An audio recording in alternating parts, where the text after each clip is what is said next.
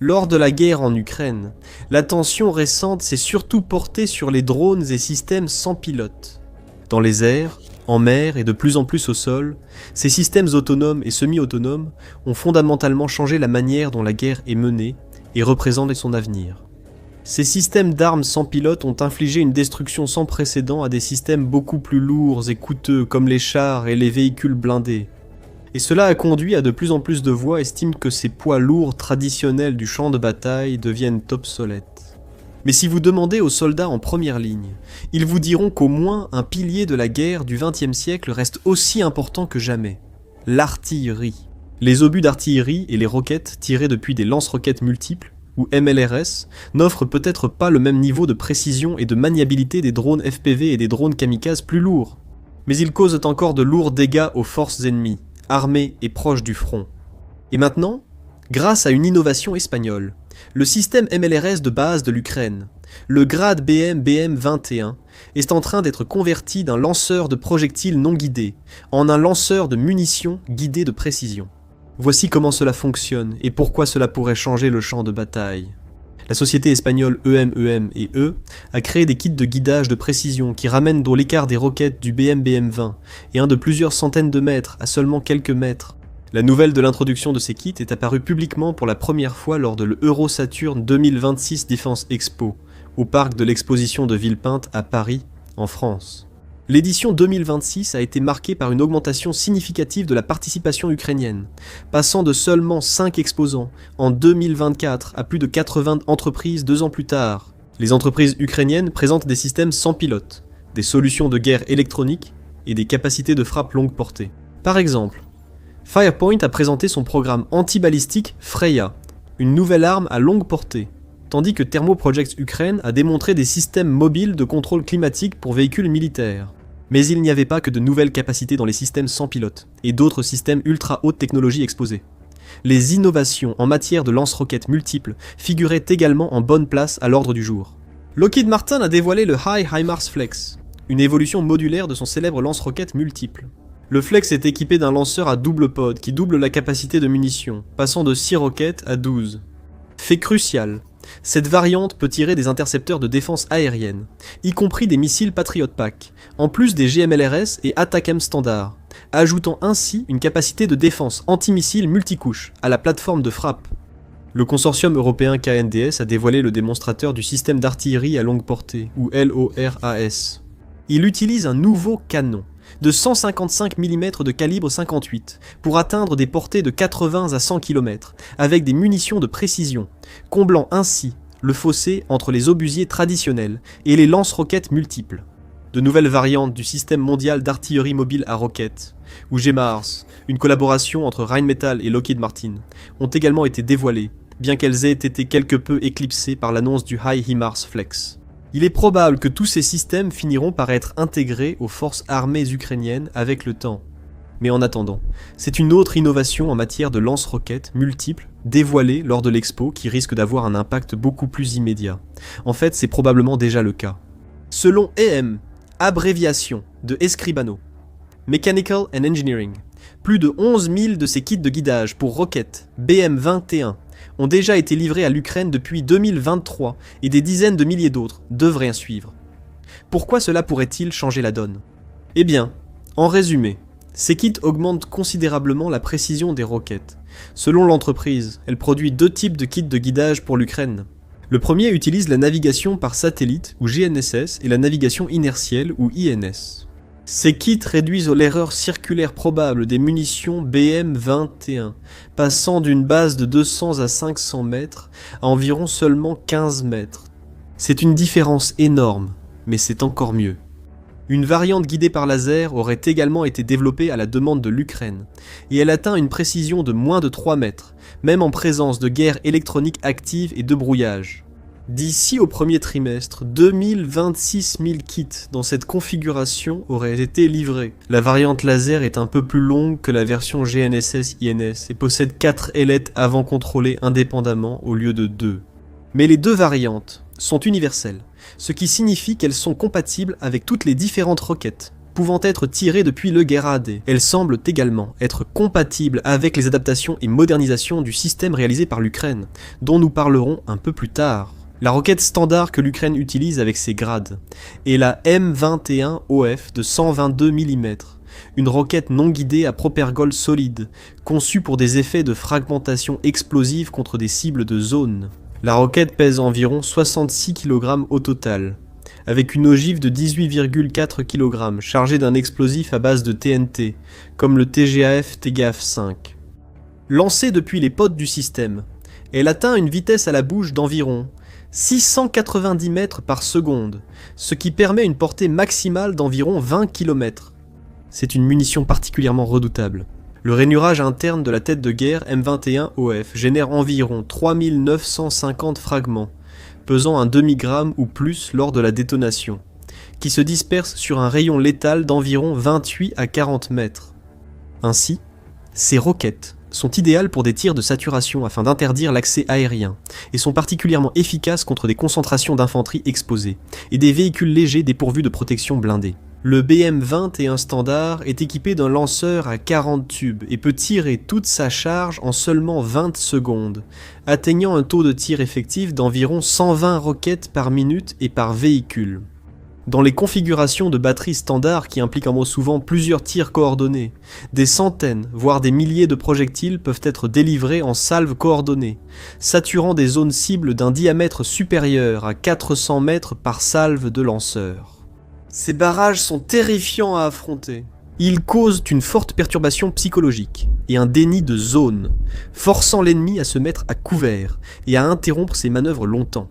Les roquettes en approche produisent un bruit strident caractéristique, qui accentue la peur et la désorientation, amplifiant ainsi les effets non létaux sur le moral et la cohésion des troupes. Combiné à la large dispersion des ogives à fragmentation hautement explosive, cela signifie qu'une salve typique peut neutraliser l'infanterie ennemie, ou les batteries d'artillerie pendant 10 à 20 ans minutes, en interdisant tout déplacement sécurisé, et en forçant la dispersion. Cette capacité à fournir un feu immédiat, et à haute densité dans des conditions d'attrition sur la ligne de front, explique pourquoi les Guerrad continuent de constituer l'épine dorsale de l'artillerie à roquettes, tant du côté ukrainien que russe, malgré l'essor des drones et des radars de contre-batterie.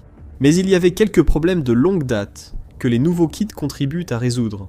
Le principal inconvénient du M21OF, également connu sous le nom de 9M22U, est sa précision limitée. Ces projectiles non guidés, stabilisés par rotation, suivent une trajectoire balistique influencée par des facteurs tels que le vent et l'angle de lancement, ce qui entraîne une dispersion importante qui augmente avec la distance. Ils sont également quelque peu limités en portée, mais cette limitation a été réduite grâce à l'utilisation de nouvelles roquettes, à portée étendue, telles que la 9M521 et la 9M522, qui augmentent considérablement la portée du système. Ces roquettes présentent une aérodynamique et un propergol amélioré, ce qui porte la portée effective entre 18 et 28 miles. Cela permet aux Grads de frapper plus loin derrière les lignes ennemies tout en restant hors de portée des tirs de contre-batterie. L'Ukraine a également largement utilisé des munitions spécialisées pour le BM20 et 1, par exemple. La 9M519 est une roquette de brouillage radio-électronique, conçue pour perturber les communications ennemies. Les 9M42 et 9M43 sont des roquettes d'éclairage et de marquage de cibles utilisées pour illuminer le champ de bataille la nuit ou désigner des cibles pour d'autres unités d'artillerie.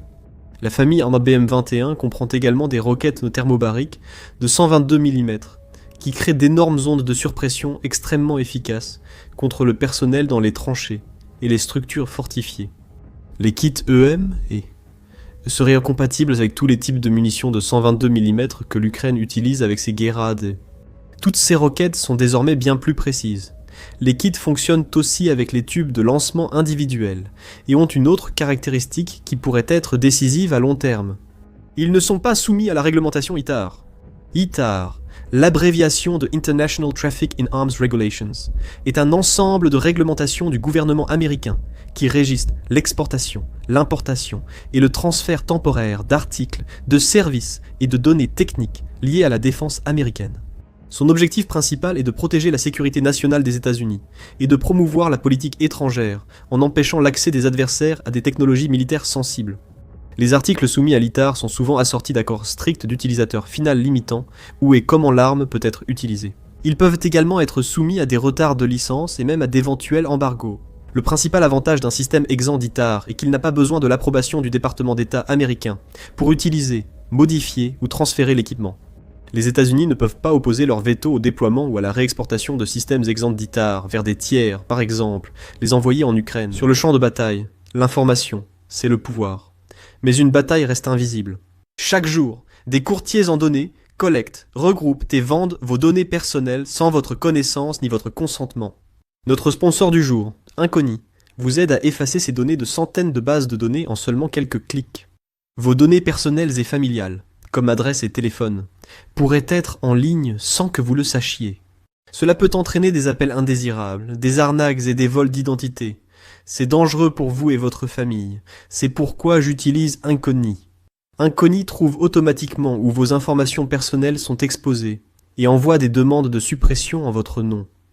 Ils ne peuvent pas vous nuire s'ils ne peuvent pas vous trouver. Et avec le forfait illimité, vous pouvez aller encore plus loin. Collez simplement le lien d'un site exposant vos données, et les experts en confidentialité d'Inconi prendront en charge les suppressions personnalisées. Commencer ne prend que quelques minutes, et après une autorisation unique, Inconi s'occupe du plus gros du travail pour vous. Reprenez le contrôle de votre vie privée dès aujourd'hui. Utilisez notre code spécial pour obtenir 60% de réduction sur n'importe quel abonnement annuel Inconi. Scannez le code QR ou cliquez sur le lien ci-dessous et commencez à supprimer vos informations personnelles du web. Vous savez déjà que l'information, c'est le pouvoir. Utilisez maintenant ce pouvoir pour vous protéger et reprendre le contrôle de votre vie privée avec Inconi. La production et la maintenance continuent même si les priorités politiques américaines évoluent. L'Ukraine a déjà été surprise plusieurs fois par ces changements de priorités américaines durant la guerre. Les kits, eux étant exempts de l'ITAR, ils ne dépendent pas des décisions politiques américaines ni des besoins de l'armée américaine. Ils transforment une arme de saturation vieillissante et imprécise en une roquette guidée de précision, tout comme un HIMARS, et cela lui donne une seconde vie. Jusqu'à présent, les systèmes Grad de l'Ukraine et d'autres lance-roquettes multiples de l'ère soviétique modifiée ont joué un rôle différent de celui des systèmes HIMARS et M270 MLRS fabriqués aux États-Unis.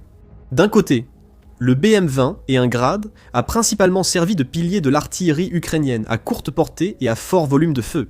D'un autre côté, les systèmes HIMARS et M270 MLRS fournis par l'Occident ont été utilisés davantage pour des frappes de précision et des frappes en profondeur.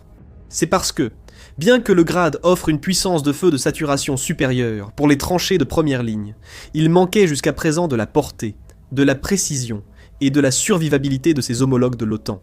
Comparé à la salve de 40 roquettes non guidées de 122 mm du BM-20 et les systèmes M142, HIMARS et M270 MLRS tirent respectivement 6 ou 12 roquettes guidées GMLRS de 227 mm.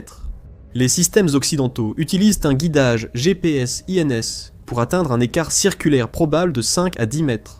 Cette précision leur permet de détruire des cibles de grande valeur, comme des postes de commandement ou des dépôts de munitions, avec une seule roquette au lieu d'une salve massive. Le M142 HIMARS et le M270 MLRS ont également un avantage significatif sur les missiles Grad standard en termes de portée.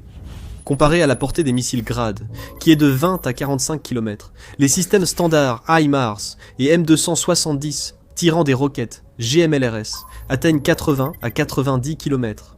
Lorsqu'ils sont équipés de missiles tactiques, ATACMS de calibre 510 mm, ils peuvent frapper des cibles jusqu'à 300 km de distance. Cela permet aux forces ukrainiennes de frapper les centres logistiques et de commandement russes loin derrière la ligne de front, une capacité que le Grad n'a tout simplement pas. Les nouveaux kits de guidage espagnols n'augmentent pas à proprement parler la portée des roquettes du BM-20, mais ils les rendent plusieurs ordres de grandeur plus précises. Cela permet des frappes de précision sur des positions de première ligne, auparavant réservées aux drones, qui transportent des ogives plus petites et sont donc moins efficaces contre des positions fortifiées.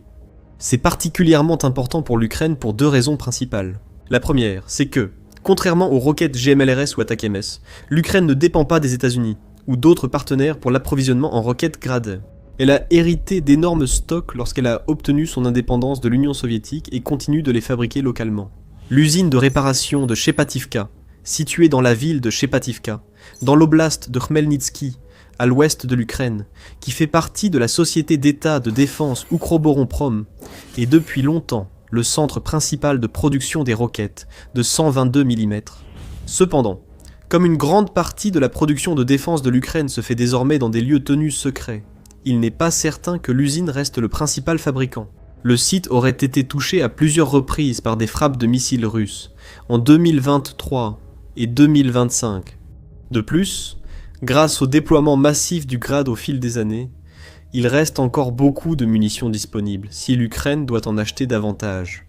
On estime qu'environ 100 000 systèmes JRAD BM-21 ont été produits au total, étant utilisés par au moins 72 armées à travers le monde et dans presque toutes les grandes guerres depuis les années 1960. On sait même que l'Ukraine a acheté des missiles BM-21 aux États-Unis en 2022. Vous en avez assez de voir les mêmes vieilles histoires sous les mêmes angles sur toutes les chaînes YouTube. Alors abonnez-vous à The Military Show pour une perspective nouvelle. Nous allons au-delà des titres pour vous apporter l'essentiel de l'actualité militaire et vous expliquer son importance. Abonnez-vous et activez les notifications pour être toujours parmi les premiers informés. Comme pour de nombreux autres systèmes hérités de l'époque soviétique, l'Ukraine ne s'est pas contentée d'utiliser les stocks de BM-21 soviétiques vieillissants qu'elle a reçus. Lorsque la Russie a envahi en février 2022, l'Ukraine possédait environ 260 systèmes BM-21 Grad. Certaines sources estimant même l'inventaire à près de 600 unités. En 2024, le nombre de systèmes encore en service dans l'armée ukrainienne était tombé à environ 100, avec au moins 54 variantes confirmées visuellement comme perdues au combat d'ici décembre 2024. Mais très peu de ceux qui restent sont les systèmes soviétiques d'origine, car l'Ukraine les modernise et les améliore activement afin de créer des armes adaptées aux champs de bataille d'aujourd'hui. Une grande partie de ces efforts de modernisation a porté sur l'installation des lanceurs sur des camions plus modernes. Le lanceur fonctionne de façon fiable et ne semblait pas nécessiter beaucoup d'attention. Il se compose d'une nacelle réutilisable avec 40 tubes de lancement disposés en 4 rangées de 10, élevés hydrauliquement de 0 à 55 degrés. Pour le tir, puis basculer vers l'avant au-dessus de la cabine pour le transport, afin de réduire la silhouette et de faciliter le transport. 2 vérins hydrauliques arrière stabilisent le véhicule contre le recul, offrant plus de stabilité au lancement, surtout en tout terrain. Les pods sont rechargés manuellement, ou avec un équipement auxiliaire depuis un camion de munitions séparé, un processus prenant généralement 5 à 10 minutes pour un équipage entraîné. Cette conception privilégie une installation et un démontage rapide, essentiel au rôle du système dans le soutien de tir massif. Cependant, le châssis utilisé pour les lanceurs a depuis longtemps fait son temps. Il est vrai, comme le suggère la popularité durable du système, que le châssis de camion Ural 375D 6x6 d'origine est robuste et adapté à sa fonction. Sa transmission intégrale et sa garde au sol élevée sont idéales pour circuler sur les routes accidentées et en tout terrain, dans les zones rurales de l'est de l'Ukraine. Cependant, le moteur de 180 chevaux du Ural 375D signifie que sa vitesse est limitée à environ 75 km/h sur les autoroutes, ce qui augmente son exposition aux menaces aériennes. C'est un problème à l'ère des drones, la cabine avant du conducteur et de l'équipage n'étant pas blindée, ce qui montre que le Grad privilégie la simplicité et le déploiement rapide aux opérations protégées. Mais pour l'Ukraine, il y a un problème encore plus important avec le Ural 375D. Le châssis et les pièces de rechange sont fabriqués en Russie. Compter sur des fournitures de son ennemi est évidemment totalement inenvisageable. Ainsi, depuis le début des années 2000, l'Ukraine monte activement ses lance-roquettes Grad sur des châssis de camions modernisés. En particulier, le Kras 260 fabriqué en Ukraine, et ses successeurs modernes, comme le Kras 6322. Les avantages du châssis ukrainien dépassent largement l'approvisionnement en pièces détachées, notamment grâce à sa puissance supérieure. Le Kras 260 est équipé du moteur diesel Yams 238-149L V8 qui développe 300 chevaux contre les 180 chevaux offerts par le moteur essence ZIL 375 V8 de 7 litres de l'Ural 375D. Le moteur diesel offre également une consommation de carburant nettement meilleure, doublant l'autonomie opérationnelle du camion, pour atteindre environ 1000 km. Le moteur plus puissant du Kras offre un meilleur rapport poids-puissance, améliorant accélération et capacité à gravir des pentes même avec le véhicule chargé de roquettes. Le Kras 260 double aussi la capacité, portant la charge utile à 9 tonnes, permettant d'ajouter des équipements modernes plus lourds, comme des cabines blindées, des systèmes de rechargement automatisés et un stockage supplémentaire de munitions. Le châssis du Kras est spécialement conçu pour s'intégrer plus facilement aux systèmes modernes de contrôle de tir numérique, à la navigation GPS et aux unités de stabilisation automatisées, ce qui divise par 4 le temps de mise en place et améliore la précision. C'est pourquoi, depuis le début des années 2000, l'Ukraine développe activement de nouvelles variantes du Grad, basées sur le châssis Kras. Cela inclut le BM-21K qui est équipé d'un châssis Kras 260 à double cabine modifié avec un système de contrôle de tir amélioré. Le Bastion 1 et le Bastion 2 sont également des modernisations basées sur le châssis Kras 260, ce dernier disposant d'un espace de stockage pour 40 missiles supplémentaires. Il y a aussi le Verba, une modernisation basée sur un châssis Kras 6322 à double cabine, modifié avec un système de contrôle de tir numérique. L'Ukraine a même développé un mini-grad monté sur des camionnettes et utilisant des pièces du BM-20 et un grad original. Ces mini-grads tirent 3 missiles à la suite, contre 10 auparavant, mais avec une plus grande précision. Selon l'analyste militaire ukrainien Alexandre Moussienko, il y a 3 avantages à utiliser les mini-grads. Leur mobilité supplémentaire leur permet de se déplacer rapidement. Les unités qui en sont équipées peuvent tirer sur une cible sans attendre de faire venir de l'artillerie d'ailleurs, et ces mini-grads offrent une puissance de feu supplémentaire aux unités d'infanterie légèrement armées. Les innovations ukrainiennes sur les grades ne s'arrêtent pas là. En mai 2026, la 50e brigade d'artillerie a présenté des variantes modernisées du BM-20 et un doté d'une toute nouvelle protection anti-drone. La principale caractéristique des systèmes grades améliorés est l'ajout massif de blindage. L'ensemble des tubes de lancement a été équipé d'une grille en treillis solide, s'étendant dans la direction du tir, une caractéristique courante pour ce type de système d'armes.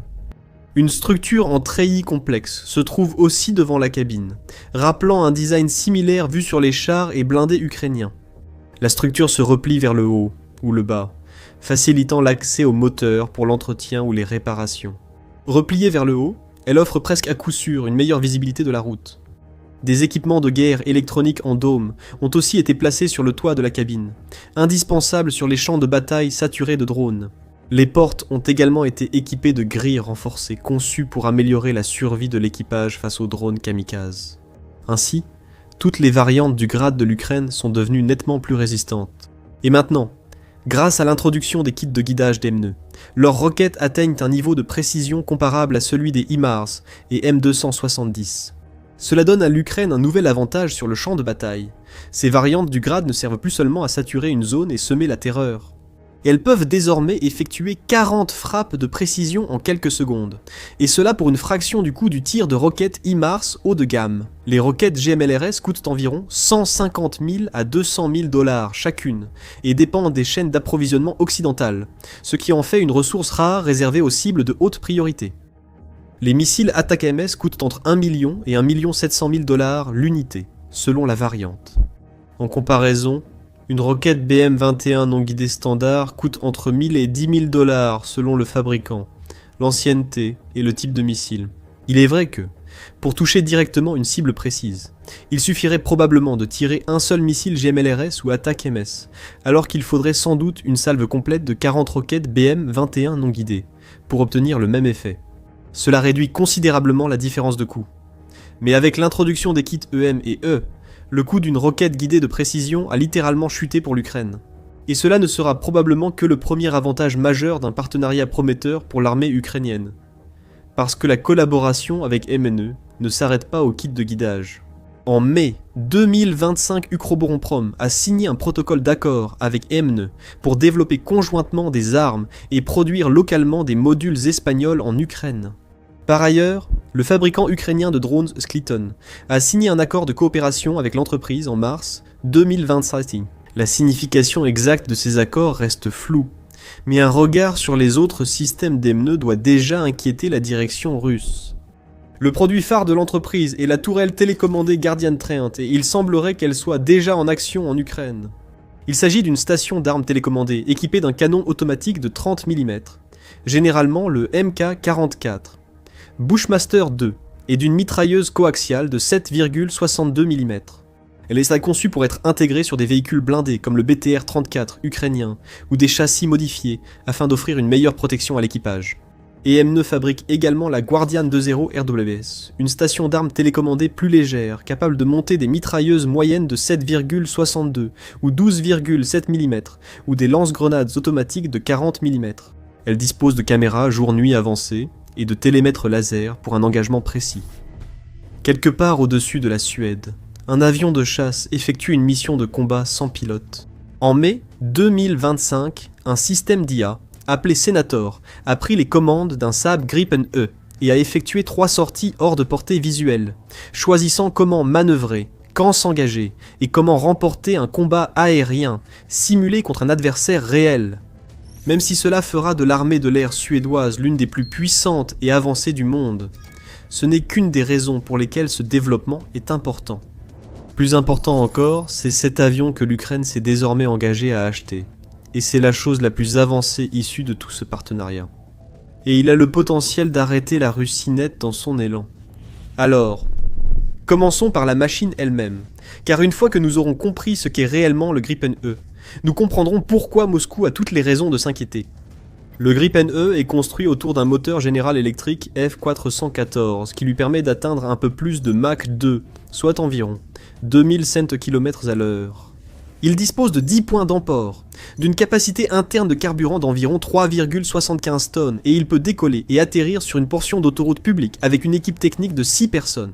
Les chiffres bruts importent peu. L'essentiel, c'est ce que le Gripen E transporte. Au cœur de l'appareil se trouve le Leonardo ES-SO5 Raven, un radar à antenne active à balayage électronique monté sur une plaque pivotante, ce qui lui permet de déplacer physiquement l'antenne, pour voir plus loin sur les côtés qu'une antenne fixe ne le pourrait. Fixé à côté, on trouve le Skyward G, un système de recherche et de poursuite infrarouge qui permet à l'appareil de traquer sans jamais allumer son radar, restant silencieux tout en construisant une image du ciel. Et enveloppant toute la cellule, on trouve la suite de guerre électronique Aresys, un ensemble de récepteurs numériques, de brouilleurs et de contrôleurs de l'heure, offrant au pilote une vision à 360 degrés de qui l'observe et les moyens d'aveugler quiconque le fait. Saab a conçu cet avion depuis le début pour qu'il puisse continuer à se battre, même lorsque son radar est dégradé, que sa liaison de données est perturbée et que son GPS est leurré. En d'autres termes, ils l'ont conçu précisément pour l'enfer électromagnétique que la Russie a instauré dans l'est de l'Ukraine. Cet avion a aussi une caractéristique conçue dès la guerre froide, qui semble parfaitement adaptée à l'Ukraine. Les stratèges suédois pensaient qu'une attaque soviétique viserait d'abord à détruire leur base aérienne, alors ils ont choisi de ne pas en dépendre. Ils ont créé la doctrine BA-90, reposant sur la dispersion de leurs chasseurs sur des portions d'autoroute, leur réarmement et ravitaillement par de petites équipes de conscrits, puis leur redécollage, depuis des lieux impossibles à cartographier à l'avance par l'ennemi. Et cette doctrine les a guidés vers toute la gamme Gripen, aussi bien les anciens modèles C et D que le nouveau modèle E. Ces avions excellents précisément dans cet environnement, avec peu d'heures de maintenance, un faible coût d'exploitation, un temps de rotation rapide et, surtout, aucune nécessité d'une piste impeccable de 3 km. Pendant longtemps, cette doctrine paraissait une vieille relique de la neutralité suédoise. Plus tard, la Russie a tenté durant des années de détruire les bases aériennes ukrainiennes par les airs. Et soudain, un avion conçu pour opérer depuis une route de campagne sans base fixe ressemble moins à une relique et davantage à une prophétie. C'est pourquoi les F-16 ou les Mirage, qui sont des chasseurs admirables en soi, ont eu du mal à avoir un impact décisif en Ukraine. Mais les Gripen E, ayant été conçus autour de cette idée, ont une chance de briller, avec 16 d'entre eux confirmés dans le cadre d'un accord d'achat prévu pour la mi-2026. Cependant, il y a un autre accord, encore plus important, qui pourrait concerner jusqu'à 150 appareils au cours de la prochaine décennie, faisant ainsi de ces avions non pas simplement un don temporaire, mais une composante à part entière des forces aériennes ukrainiennes. Maintenant, au-delà de ses capacités opérationnelles, parlons des armes qui rendent l'ensemble vraiment létal. Le Gripen E peut emporter jusqu'à 7 missiles MBDA Météor, et le Météor n'est pas un missile RR ordinaire. La plupart des missiles sont propulsés par fusée. Ils allument un moteur, brûlent intensément pendant quelques secondes, puis poursuivent sur leur lancée jusqu'à la cible, en perdant de l'énergie tout au long du trajet. Le Météor utilise à la place un statoréacteur à régulation, un moteur qui continue de brûler et de pousser jusqu'à l'impact. Il vole à plus de Mach 4. La donnée officielle de MBDA indique une portée supérieure à 200 km, même si c'est un plafond optimiste. La partie qui fait fonctionner toute la fusée, c'est ce qui maintient son moteur allumé, lui donnant ce que le fabricant appelle une zone de non-échappement. Plusieurs fois plus vaste que celle des missiles de la classe Abraham utilisés aujourd'hui, environ 3 fois plus long lors d'un tir frontal et jusqu'à 6 fois plus grand lors d'une poursuite par l'arrière. C'est le volume de ciel où un pilote ennemi ne peut pas distancer le missile, quelle que soit sa manœuvre. Associer ce missile au radar précédent et à l'avion, c'est la seule combinaison pouvant défier la puissance aérienne russe en Ukraine. Voilà l'argument principal. Un seul Gripen, correctement armé, peut repousser un chasseur russe avant même que ce pilote russe ne soit à portée de tir. Et le Météore fait quelque chose de plus subtil que simplement voler loin. Il dispose d'une liaison de données bidirectionnelle, permettant au missile et à l'avion de communiquer durant le vol. Le chasseur peut actualiser la position de la cible après le tir, déléguer le guidage à un autre capteur, ou engager une cible jamais détectée par son propre radar. En pratique, cela signifie qu'un Gripen peut lancer un météore sur une cible désignée par un autre avion, ou par un radar au sol, tandis que l'appareil lui-même reste silencieux et invisible, sans jamais allumer son propre radar pour révéler sa position. Et le missile n'est pas seulement un missile, mais simplement un nœud dans un réseau. Bien sûr, un avion spectaculaire associé à un missile très moderne n'arrête pas une invasion. Une guerre ne se gagne pas avec la machine la plus impressionnante sur le terrain. Elle s'obtient par ce qu'on ne peut photographier aisément, le réseau reliant toutes les machines. Et la Suède fait justement cela en Ukraine, paquet d'aide après paquet d'aide, depuis plus de 4 ans. Le Gripen n'est que la pointe de la lance. Alors, prenons du recul et regardons l'ensemble, car la véritable histoire ici n'est pas un avion de chasse, mais tout l'écosystème de l'industrie de la défense. La Suède conçoit son armée depuis des décennies, en partant du principe qu'un jour, elle pourrait devoir affronter un ennemi disposant de bien plus de soldats, de chars et d'avions qu'elle ne pourrait jamais en aligner elle-même. Un petit pays face à un voisin géant. Si ce scénario vous semble familier, c'est justement le but. La réponse suédoise au fait d'être en infériorité numérique n'a jamais été de rivaliser arme pour arme avec ce géant. C'était de voir en premier, de décider plus vite, et de tout connecter si étroitement qu'une force plus petite pouvait frapper précisément là où ça fait mal, puis disparaître avant que la riposte n'arrive. Cette philosophie est désormais transmise morceau par morceau à l'Ukraine. Commencez par les yeux, car tout le reste en dépend. En mai 2024, la Suède a annoncé ce qui était alors son plus grand paquet d'aide de toute la guerre, d'une valeur d'environ 13 milliards de couronnes suédoises, et au centre de celui-ci se trouvaient 2 avions appelés ASC 890. À première vue, il n'a rien de remarquable. C'est un Saab 340 à turbopropulseur converti, le genre de petit avion régional qui transportait autrefois des voyageurs d'affaires entre des aéroports provinciaux. Mais Saab l'a vidé et l'a fixé à l'ARI. Une antenne IESAR qui observe latéralement sur un arc de 120 degrés de chaque côté du fuselage. Une fois en vol, ce radar peut détecter des cibles de la taille d'un chasseur à une distance comprise entre 300 et 400 km, et il peut suivre jusqu'à 1000 objets dans les airs et 500 à la surface en même temps. Mais le chiffre qui compte vraiment ici, c'est l'angle. Un radar posé au sol et piégé derrière la courbure de la Terre, et derrière chaque colline et chaque ligne d'arbres devant lui. Un missile de croisière russe ou un drone Shahid volant à basse altitude peut se dissimuler dans ce fouillis, jusqu'à être presque sur sa cible. La ASC 890 vole au-dessus de tout cela, et regarde vers le bas. Cette capacité à regarder vers le bas est la raison même de son existence. Face à un ennemi ayant lancé plus de 100 000 drones et des milliers de missiles sur les villes et centrales électriques ukrainiennes, un avion capable de détecter tôt les appareils volant bas n'est pas un luxe. C'est la différence entre une ville qui reçoit 10 minutes d'alerte et une autre qui n'a que 90 secondes. L'avion a été aperçu pour la première fois au-dessus de l'Ukraine en mars 2026, et selon les Ukrainiens, il fournit déjà des données de ciblage au réseau de défense aérienne. Un épisode largement relayé lui attribue même le mérite d'avoir aidé un F-16 à abattre un Su-35 russe. Ensuite, il y a les yeux au sol, et c'est là que la famille de radars suédoise prouve son utilité. Les radars girafes reçoivent une fraction de l'attention accordée aux batteries Patriot, et c'est une erreur. La Suède a fourni à l'Ukraine plusieurs variantes issues de la gamme Giraffe, et selon le propre ministère de la Défense ukrainien, ces systèmes peuvent détecter des cibles aériennes jusqu'à environ 100 km de distance et jusqu'à 20 km d'altitude, selon le modèle. Ces chiffres proviennent du gouvernement ukrainien. Partie prenante, considérez-les comme des performances annoncées par l'opérateur, non comme une mesure indépendante. Mais la conception elle-même est importante. La girafe porte ce nom en raison d'un mât repliable qui soulève l'antenne au-dessus de la cime des arbres. Comme une girafe, Elle peut voir les cibles basses, lentes et petites, qui se cachent dans le relief, les missiles de croisière et les drones. Elle actualise son image chaque seconde. Elle se déploie en moins de 10 minutes, se replie en moins de 5 et peut observer, partager et se déplacer avant d'être repérée par un drone russe de contre-batterie. Et surtout, elle fonctionne même lors de forts brouillages. Ce dernier point est essentiel, car l'environnement de guerre électronique russe est précisément là où les radars moins chers deviennent aveugles. Donc la Suède a fourni les yeux de l'armée ukrainienne, mais il lui faut aussi de quoi frapper. Avant cela, abonnez-vous à The Military Show pour suivre l'actualité quotidienne sur la guerre et les grands événements.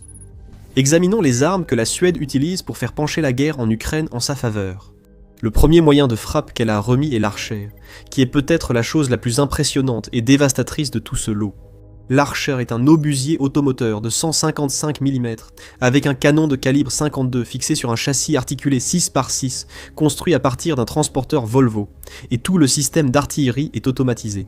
Un vieux canon obusier soviétique tracté demandait 10 à 12 hommes, alors que l'Archer n'en requiert que 3, sans quitter la cabine blindée.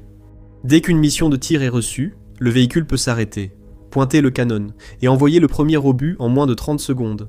Il peut tirer 8 ou 9 coups par minute, avec les 3 premiers en à peine 15 secondes, puis il est déjà en train de repartir.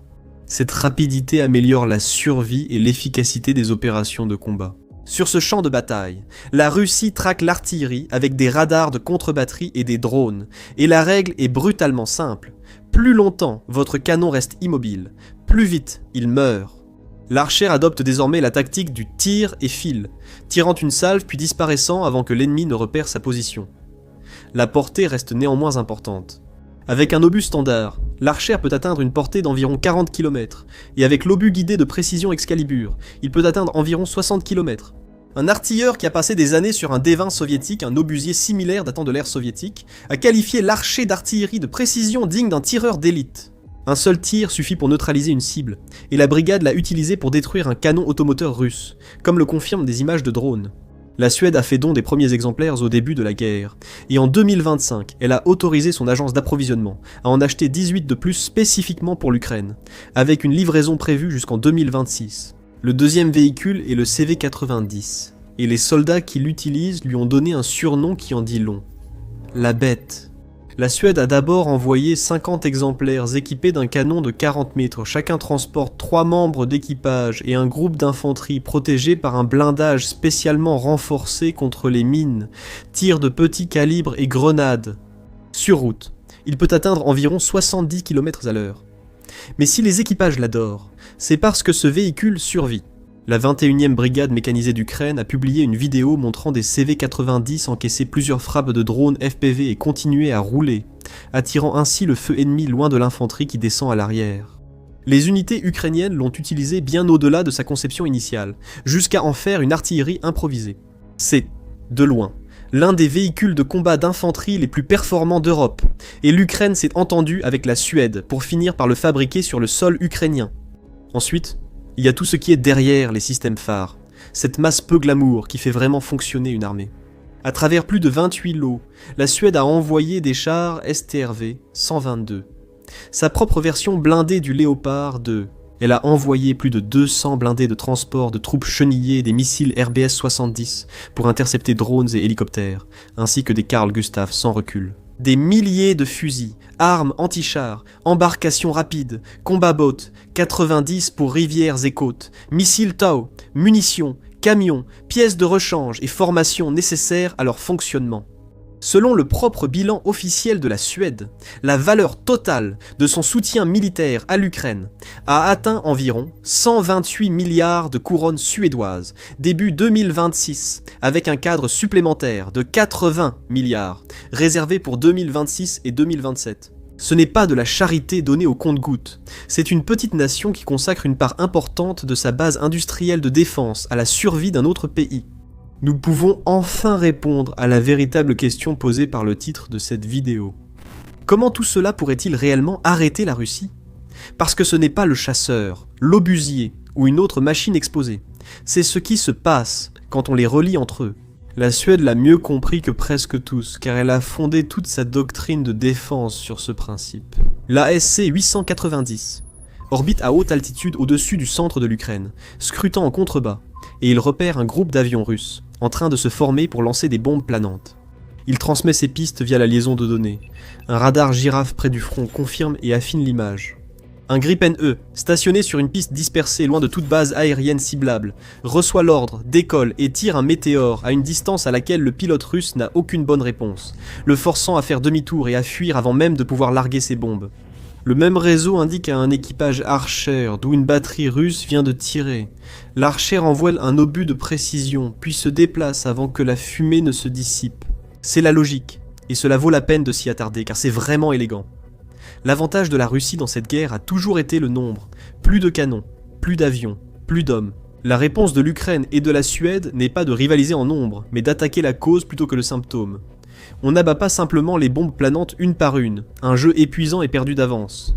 On repousse les avions pour que les bombes ne soient jamais lancées. On ne fait pas que s'enterrer sous l'artillerie. On repère le canon dès qu'il tire et on le détruit. Chaque couche de ce système est conçue pour permettre à une force plus petite et plus intelligente de décider et de frapper plus vite qu'une force plus grande et plus maladroite ne peut réagir. C'est ainsi que la Suède a toujours prévu de survivre face à son voisin bien plus grand, et maintenant l'Ukraine a hérité de ce plan. Et il y a un second avantage caché dans ce partenariat, qui concerne encore plus l'avenir que le présent. Cette relation fonctionne dans les deux sens. L'Ukraine n'est pas seulement un bénéficiaire. Chaque jour, des équipages ukrainiens utilisent ces systèmes suédois dans la guerre la plus intense et la plus saturée en technologie de ce siècle. Ils affrontent une guerre électronique bien réelle, des essaims de drones et un ennemi qui s'adapte de semaine en semaine. Cela crée une situation que nul champ d'essai suédois ne pourrait reproduire. Des données de combat réelles sur la façon dont chacune de ces machines se comporte réellement lorsqu'on essaie véritablement de la détruire. La Suède reçoit ses retours, permettant à Saab de détecter et corriger les défauts plus vite que tout programme en temps de paix. Ce partenariat fournit à la Suède tous les tests nécessaires face à un ennemi qu'elle a toujours anticipé d'affronter. Cela accélère le développement, comme vu en Ukraine avec des prototypes conçus en quelques mois au lieu de plusieurs années. Bien sûr, tout cela dépend du fait que l'Ukraine parvienne à lancer sa production, et même dans ce cas, elle mène toujours un combat difficile. Le contrat du Gripen E est colossal, une lettre d'intention pour jusqu'à 150 avions de chasse, ce qui constituerait la plus grande exportation de Gripen et l'un des plus importants contrats d'armement en Europe. Mais ces appareils n'arriveront pas demain. Leur livraison commencera vers 2030 et s'étendra sur la décennie.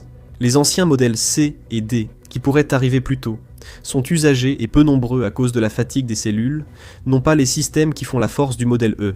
La Russie ne restera pas inactive. Elle s'adapte, brouille, construit et traquera chaque système de grande valeur sur cette liste, particulièrement les avions d'alerte avancée.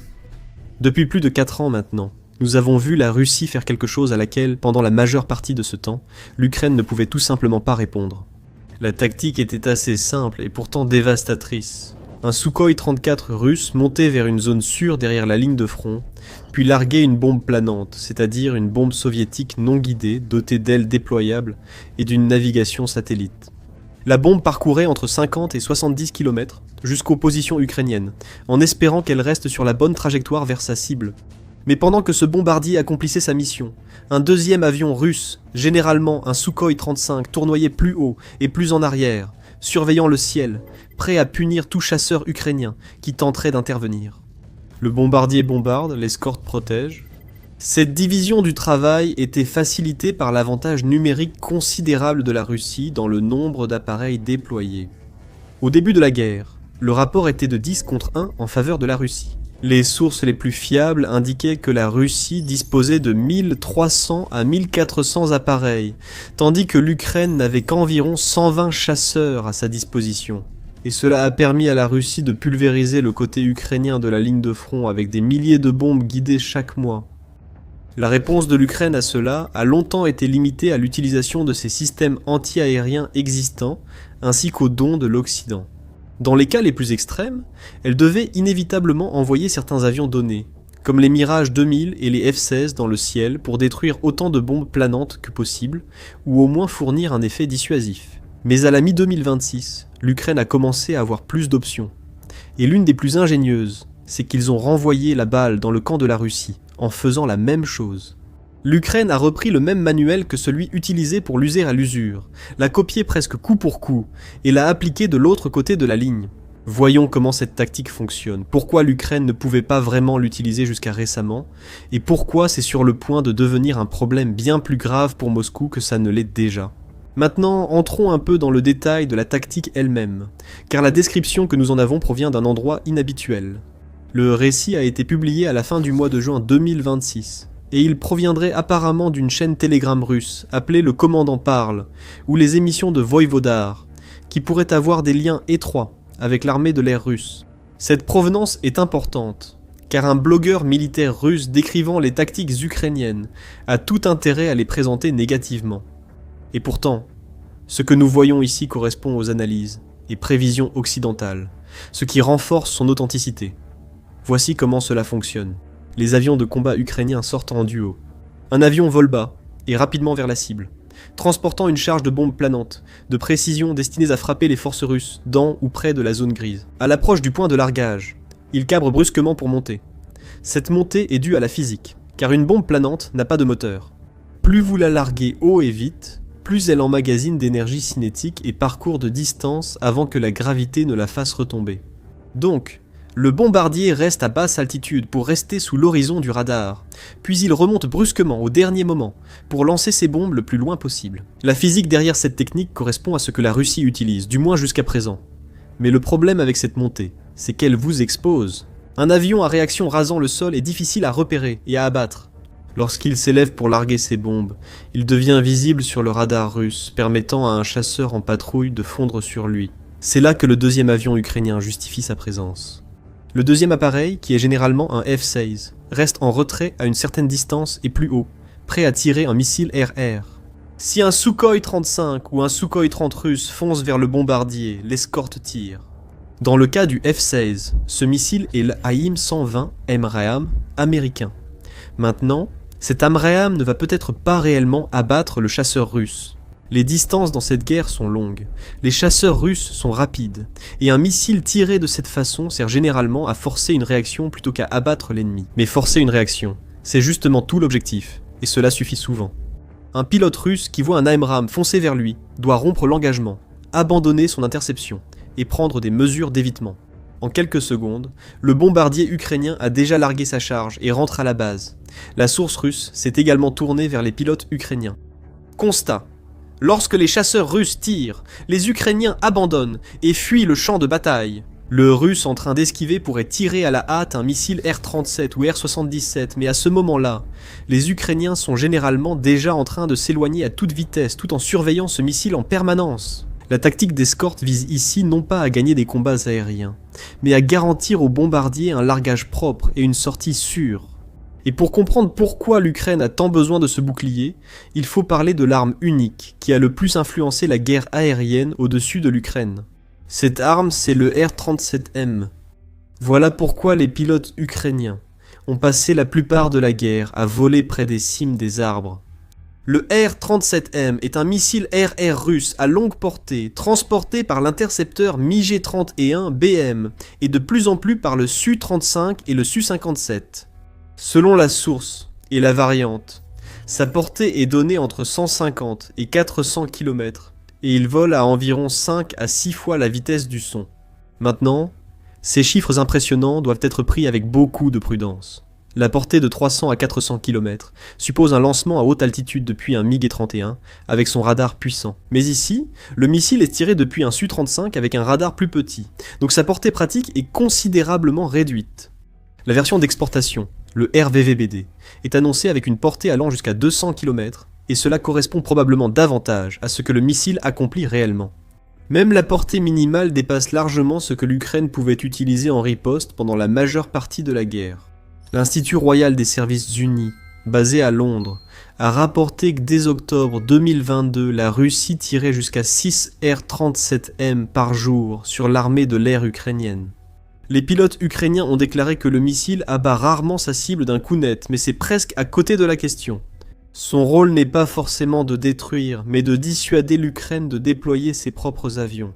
Tenter simplement de se défendre à haute altitude peut être potentiellement fatal face à des missiles air-air longue portée, ce qui fait du simple fait de prendre de l'altitude une décision potentiellement mortelle. Le résultat, c'est que ces pilotes de MiG-29 et de Su-27 ont été forcés de descendre à des altitudes où ils pouvaient utiliser le terrain et les échos au sol pour se cacher des radars russes et des têtes chercheuses de missiles. Là-bas, ils étaient mieux protégés du R-37M, mais restaient exposés aux tirs au sol et aux bombardiers russes à bombes planantes qu'ils tentaient d'arrêter. L'Ukraine a déjà subi une perte à cause de cela. À la mi-mai 2026, des chaînes Telegram de l'aviation russe ont affirmé qu'un Su-35 avait abattu un F-16 ukrainien près de Soumy, à l'aide d'un missile longue portée de la série R-37.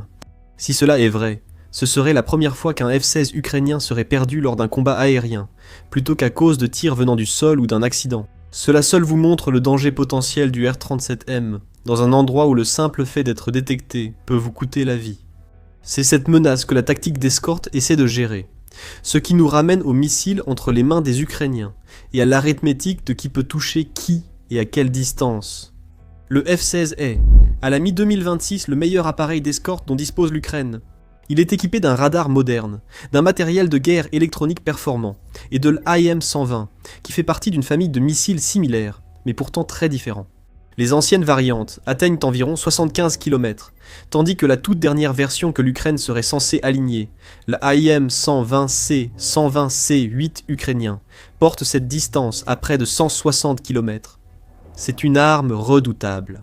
Mais la chaîne russe a également noté que l'Ukraine n'a pas toujours un F-16 disponible, alors elle improvise, mélangeant et combinant les moyens. Un Su-27 de l'époque soviétique assurant la couverture aérienne d'un MiG-29. Tous deux s'appuyant sur l'ancien missile R-27, ou même un Su-27 couvrant un autre Su-27. Le R-27 est une arme bien plus ancienne et à portée réduite, montrant à quel point l'Ukraine doit se débrouiller avec ce qu'elle a. Et nous devons revenir aux statistiques du début de ce rapport. Malgré cette tactique, la Russie a toujours plus de bombardiers et de chasseurs dans le ciel de la zone grise, et largue bien plus de bombes. La parité aérienne n'existe pas encore ici. L'Ukraine a finalement trouvé comment contester un espace aérien qu'elle devait auparavant concéder. Donc la tactique est un contournement. Et ce qui la rendrait vraiment décisive, c'est un missile qui a enfin une portée supérieure à celle de la menace. Et il s'avère qu'un tel missile est en route. Il arrive à bord du Saab JAS 39 Gripen. Fin mai 2026, la Suède et l'Ukraine ont annoncé le plus grand lot d'avions de chasse occidentaux jamais obtenu par l'Ukraine, où la Suède fera don de jusqu'à 16 de ses Gripen C et D en service, le premier étant attendu début 2027, alors que l'Ukraine prévoit d'acheter jusqu'à 20 de nouveaux Gripen E et F financés par un prêt de l'Union européenne de 2,5 milliards d'euros, soit environ 2,8 milliards de dollars, avec des livraisons prévues à partir de 2030. Tout cela s'inscrit dans le cadre d'une lettre d'intention signée en octobre 2025, laissant la porte ouverte à une flotte comprise entre 100 et 150 appareils.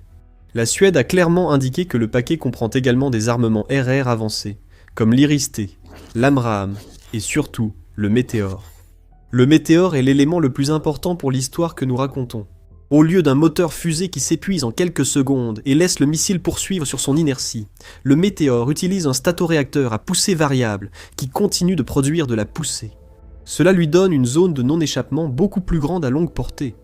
Saab indique officiellement une portée de plus de 100 km et rapporte qu'elle pourrait atteindre 200 km. L'Institut international d'études stratégiques a également qualifié le Météore de missile RR, le plus performant actuellement en service sur les avions de combat occidentaux. Mais voici pourquoi cela inverse la tactique d'escorte. Parmi les missiles disponibles pour l'Ukraine, seul le Météore possède la portée effective pour réellement menacer un Sukhoi 34, lançant des bombes planantes entre 60 et 100 km derrière la ligne de front. Les AMRAAM des F-16 et les missiles Mika des Mirage 2000 français de l'Ukraine n'ont tout simplement pas cette portée dans les conditions réelles du front. En pratique, si l'escorte ukrainienne tire un AMRAAM, cela fera surtout peur aux chasseurs russes et le poussera à rompre l'engagement.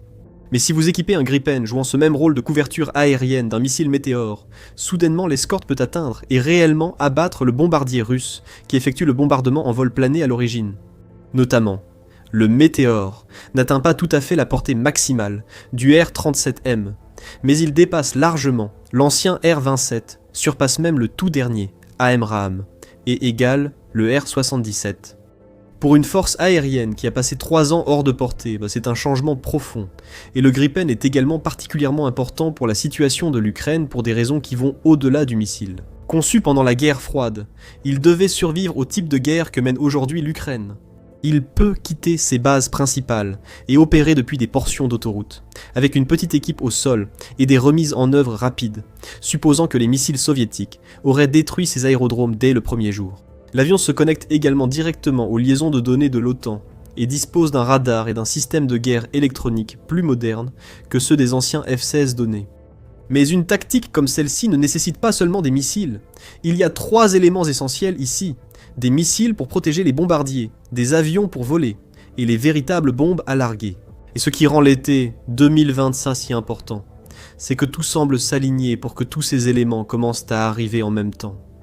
Mais avant d'entrer dans les détails, assurez-vous de vous abonner si vous voulez rester informé sur les missions militaires. Nous publions chaque jour des vidéos sur les principaux événements de la guerre en Ukraine et ailleurs. Revenons à les 3 éléments d'une mission d'escorte réussie. D'abord, les bombes. Durant la majeure partie de la guerre, la Russie détenait tout l'avantage des bombes planantes. Début 2025, la Russie larguait environ 3500 bombes planantes par mois, soit bien plus d'une centaine par jour sur l'ensemble du front. Le total mensuel a atteint un record de plus de 5700 en janvier 2026. Et la Russie a probablement largué environ 85 000 de ces bombes rien qu'en 2024 et 2025, alors qu'elle prévoyait également d'en fabriquer 120 000 en 2025. Les kits eux-mêmes sont presque ridiculement bon marché, autour de 20 000 $ pièce, ce qui explique exactement pourquoi la Russie peut se permettre d'en utiliser autant. L'Ukraine ne peut pas égaler ce volume, étant donné que la majeure partie de son industrie militaire repose sur les drones, mais elle n'a plus à repartir de zéro. Elle reçoit des bombes planantes américaines, y compris des JDAM à portée étendue. Et en mai 2026, l'Ukraine a dévoilé sa première bombe planante, développée localement, transportant une ogive d'environ 250 kg mise en service au combat grâce au Brave One Defense Tech Hub. Plus de bombardiers ukrainiens, transportant plus de bombes ukrainiennes, signifie plus de sorties nécessitant une escorte, ce qui explique précisément pourquoi la tactique en binôme émerge en 2026, et non il y a 1 an. Deuxièmement, les missiles. Une escorte n'est efficace que grâce à l'arme qu'elle transporte, et les alliés de l'Ukraine les approvisionnent. À la mi-juin 2026, le ministre allemand de la Défense, Boris Pistorius, a annoncé que l'Allemagne remettrait un nombre à 3 chiffres non divulgués de missiles RR provenant de ses propres stocks. En plus des nouveaux systèmes de défense aérienne Iris-T, 400 millions de $ pour des munitions anti-aériennes à l'Ukraine et 200 millions pour des missiles intercepteurs Patriot PAC-3 dans le cadre d'initiatives d'approvisionnement soutenues par l'OTAN. Boris Pistorius n'a pas précisé quels missiles seraient concernés, mais les candidats évidents sont les AIM-9 et AIM-120 qui équipent aujourd'hui les F-16 ukrainiens, ou les Iris-T et Meteor qui équiperont les Gripen demain. Ce sont des munitions essentielles à la tactique d'escorte, livrées alors que l'Ukraine commence à les employer sérieusement. Troisièmement, les avions de chasse. La Belgique intervient ici, et son engagement est plus important qu'il n'y paraît. La Belgique a présenté un plan visant à remettre l'intégralité de sa flotte de F-16, soit 53 avions, à l'Ukraine d'ici 2029, alors qu'elle passe au F-35. Le calendrier prévoit 7 avions, en 2026. Dont 3 seraient opérationnels, et 4 seraient démontés pour les pièces détachées, puis 5 autres, en 2027-14, en 2028, et 27 en 2029. Cela s'ajoute aux F-16 déjà promis par les Pays-Bas, qui en ont engagé 24 le Danemark avec 19, et la Norvège avec 6.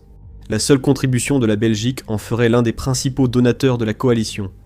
Il y a toutefois un léger problème. La Belgique n'enverra ses avions que si elle reçoit les nouveaux F-35, qu'elle a commandé, mais ces F-35 ont pris du retard, et la plupart des avions n'arriveront pas avant la fin de la décennie. Les 6 F-16 de la Norvège n'étaient apparemment pas tous arrivés en Ukraine en avril 2026 certains, étant encore en cours de rénovation en Belgique, et d'autres livrés en pièces détachées. Les chasseurs donnés ont souvent des décennies, et exigent des mois ou années d'inspection avant de pouvoir combattre. Et l'Ukraine a déjà confirmé la perte de 3 F-16 dans la guerre. Même avec des chasseurs occidentaux, l'Ukraine bénéficiera d'une amélioration progressive plutôt que d'un changement soudain. Même si cette tactique fonctionne bien dans la zone grise contestée, l'Ukraine n'aura peut-être pas à y rester longtemps. En juin, 2026, une chaîne Telegram affiliée à l'armée russe a affirmé que l'Ukraine avait utilisé un nouveau missile fourni par les États-Unis, l'AGM-188 Rusty Dagger, pour frapper une usine de semi-conducteurs appelée Siburka, dans la ville russe de Voronezh. Comme pour les autres affirmations des sources russes, cela n'a pas été confirmé par Kiev ou Washington. Mais l'arme elle-même est remarquable. Le Rusty Dagger est le produit d'un programme de l'US Air Force appelé ERAM, pour Extended Range Attack Munition, qui a été lancé début 2024, avec un objectif clair: fournir à l'Ukraine une arme de frappe longue portée, abordable et produite en masse, et le faire plus vite que les délais d'acquisition classiques ne le suggèrent. Le missile est un hybride entre un missile de croisière et une bombe guidée, dimensionné pour correspondre au gabarit d'une bombe standard Mk82 de 220 kg. En principe, tout avion capable de transporter cette bombe peut transporter le missile. L'élément important ici est la portée annoncée, qui serait supérieure à 930 km, lorsqu'on utilise une ogive plus modeste de 45 kg. Le premier lot de production de 840 missiles devait en fait être livré en octobre 2026. L'Ukraine étant autorisée à en acheter jusqu'à 3350 au total. Donc, cette première utilisation en juin 2026 implique qu'un certain nombre de missiles ont déjà atteint l'Ukraine, et sont probablement en cours de test, sur des cibles réelles. La forme et la taille du missile sont également essentielles. S'il est compatible avec n'importe quel avion capable de transporter des JDAM, une seule escadrille de 12 F-16 pourrait déployer jusqu'à 144 de ces missiles en une seule mission. La logique de plateforme flexible qui guide la tactique d'escorte s'applique ici à plus grande échelle de la zone contestée au cœur de la Russie. Le F-16 et le Gripen pourraient rapidement devenir de véritables couteaux suisses, capables de larguer des bombes planantes, d'assurer l'escorte armée de missiles, ou de lancer des missiles de croisière à longue portée selon les besoins du moment. Cela ne signifie pas que l'Ukraine a gagné la guerre aérienne. La Russie dispose encore de la plus grande force aérienne, du plus grand stock de bombes et du missile à la plus longue portée. Les Gripen n'arriveront en nombre que dans plusieurs années. Nous avons sans doute assisté au tournant décisif de la guerre en Ukraine. Au milieu de toutes les manœuvres de Poutine et de ses tentatives de diviser l'OTAN et d'empêcher l'Ukraine de recevoir ce dont elle a besoin pour se défendre, l'OTAN vient de faire quelque chose d'énorme. Une triple série de décisions vient de placer l'Ukraine au seuil de la victoire. Poutine fait maintenant face à son pire cauchemar. Il voulait diviser, mais il vient de créer une OTAN plus unie et une Ukraine plus forte. Tout cela alors que chacun de ses plans pour 2026 part à volo. Le 7 juillet, le sommet de l'OTAN à Ankara a commencé. De nombreuses spéculations entouraient la décision de l'OTAN alors que ses membres se réunissaient pour présenter leur plan de renforcement de l'alliance et assurer à l'Ukraine le soutien nécessaire contre la Russie. Mais ce sommet s'est avéré être bien plus qu'une simple question de repousser Poutine. Les membres de l'OTAN ont pris une série de 3 décisions majeures qui ont provoqué une onde de choc au Kremlin. Et personne ne ressentira plus la puissance de ces ondes de choc que Vladimir Poutine, qui ne peut rien faire d'autre que regarder alors que le cours de la guerre en Ukraine a changé à jamais. Nous allons aborder la décision la plus importante prise récemment par l'OTAN. En s'engageant à fournir une aide massive à l'Ukraine, la principale nouvelle d'Ankara est que les membres européens de l'OTAN et le Canada ont convenu de fournir environ 80 milliards de dollars d'aide militaire à l'Ukraine en 2026. La rumeur circulait dans les semaines précédant le sommet et l'OTAN a tenu parole. Mais ensuite, elle a vu encore plus grand. L'OTAN n'a pas seulement promis 80 milliards de dollars pour 2026, elle a également annoncé qu'elle maintiendrait un niveau comparable d'aide militaire en 2027. Ce qui signifie que l'Ukraine est repartie d'Ankara avec une promesse d'aide militaire sur 2 ans qui s'élève à la somme impressionnante de 160 milliards de dollars, et tout cela provient des 31 membres de l'OTAN, les États-Unis s'étant eux-mêmes exclus. Attention, ce n'est pas uniquement de l'argent frais. Le Kyiv Post souligne que l'engagement de 160 milliards de dollars est lié à la facilité de prêt de 103 milliards de dollars que l'Union européenne, ou UE, a mise en place pour soutenir l'Ukraine en 2026 et 2027. Un financement supplémentaire est nécessaire, car les programmes actuels ne couvrent pas tout le montant. Le seul obstacle reste la décision de l'OTAN sur la contribution de chaque membre à cette aide massive. L'Ukraine en avait besoin, peut-être plus que vous ne le pensez. On a beaucoup parlé des nombreux problèmes financiers de la Russie, tous causés par la guerre insensée de Poutine. Nous avons déjà publié plusieurs vidéos expliquant que la Russie est au bord d'un précipice financier. Cependant, l'Ukraine n'est pas non plus en bonne situation économique. Aucune surprise. Plus de 4 ans de guerre épuiseraient toute nation. Dans un article de mars, la BBC a révélé que le budget du gouvernement ukrainien pour 2026 était de 112 milliards de dollars, dont 60% étaient consacrés à l'effort de guerre. Le principal problème de l'Ukraine était un déficit budgétaire de 45 milliards de dollars. La récente initiative de l'OTAN comble ce manque et offre à l'Ukraine la possibilité de se concentrer sur sa population, tout en créant une réserve pour faire face à une guerre qui pourrait durer jusqu'en 2028 ou plus. Le même mois où la BBC a publié son rapport, Bloomberg a indiqué que l'Ukraine risquait de manquer d'argent d'ici la fin juin, le retrait potentiel de l'aide étant l'un des plus grands facteurs de risque.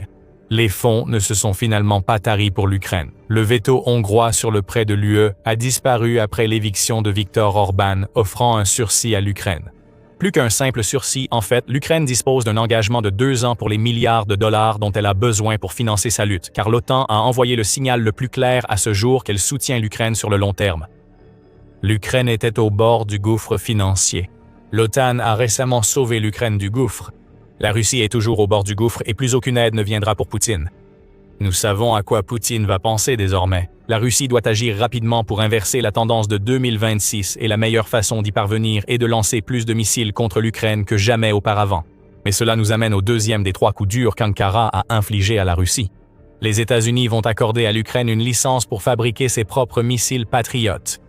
Lors de son arrivée à Ankara, l'équipe ukrainienne a surtout réclamé davantage de missiles de défense aérienne, notamment de nombreux intercepteurs Patriot. La Russie possède un avantage majeur sur l'Ukraine grâce à ses missiles balistiques, et un manque d'intercepteurs Patriot permet à la Russie de causer plus de dégâts que jamais. Certains doutent de l'engagement des États-Unis envers l'Ukraine après leur absence lors de l'annonce du financement, mais l'administration Trump a fourni ce dont l'Ukraine avait besoin.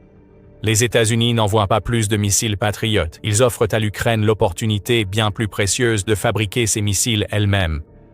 Lors d'une conférence de presse conjointe avec le président ukrainien Volodymyr Zelensky, le président américain Donald Trump a déclaré « Nous allons leur donner le droit de fabriquer des Patriots. Nous allons leur montrer comment les fabriquer. Ainsi, vous ne pourrez pas dire que nous ne leur donnons pas assez. En gros, fabriquez-les vous-même. » Bien que la déclaration comporte une légère insulte, elle sera de la musique aux oreilles de tous les Ukrainiens. Les États-Unis n'ont accordé de licence de production pour les missiles Patriot qu'à l'Allemagne et au Japon par le passé. L'Ukraine va rejoindre une liste très sélecte dont elle avait désespérément besoin de faire partie. Volodymyr Zelensky a affirmé avant le sommet d'Ankara que la priorité de l'Ukraine était d'obtenir plus de missiles de défense aérienne. Nous pouvons tout faire seuls, mais pour la défense aérienne, il nous faut la détermination de nos partenaires, a ajouté Volodymyr Zelensky. Bien qu'il ne semble pas que l'Ukraine soit repartie d'Ankara avec une promesse de livraison supplémentaire d'intercepteurs Patriot, cette attitude du « faisons-le nous-mêmes » peut jouer en faveur du pays.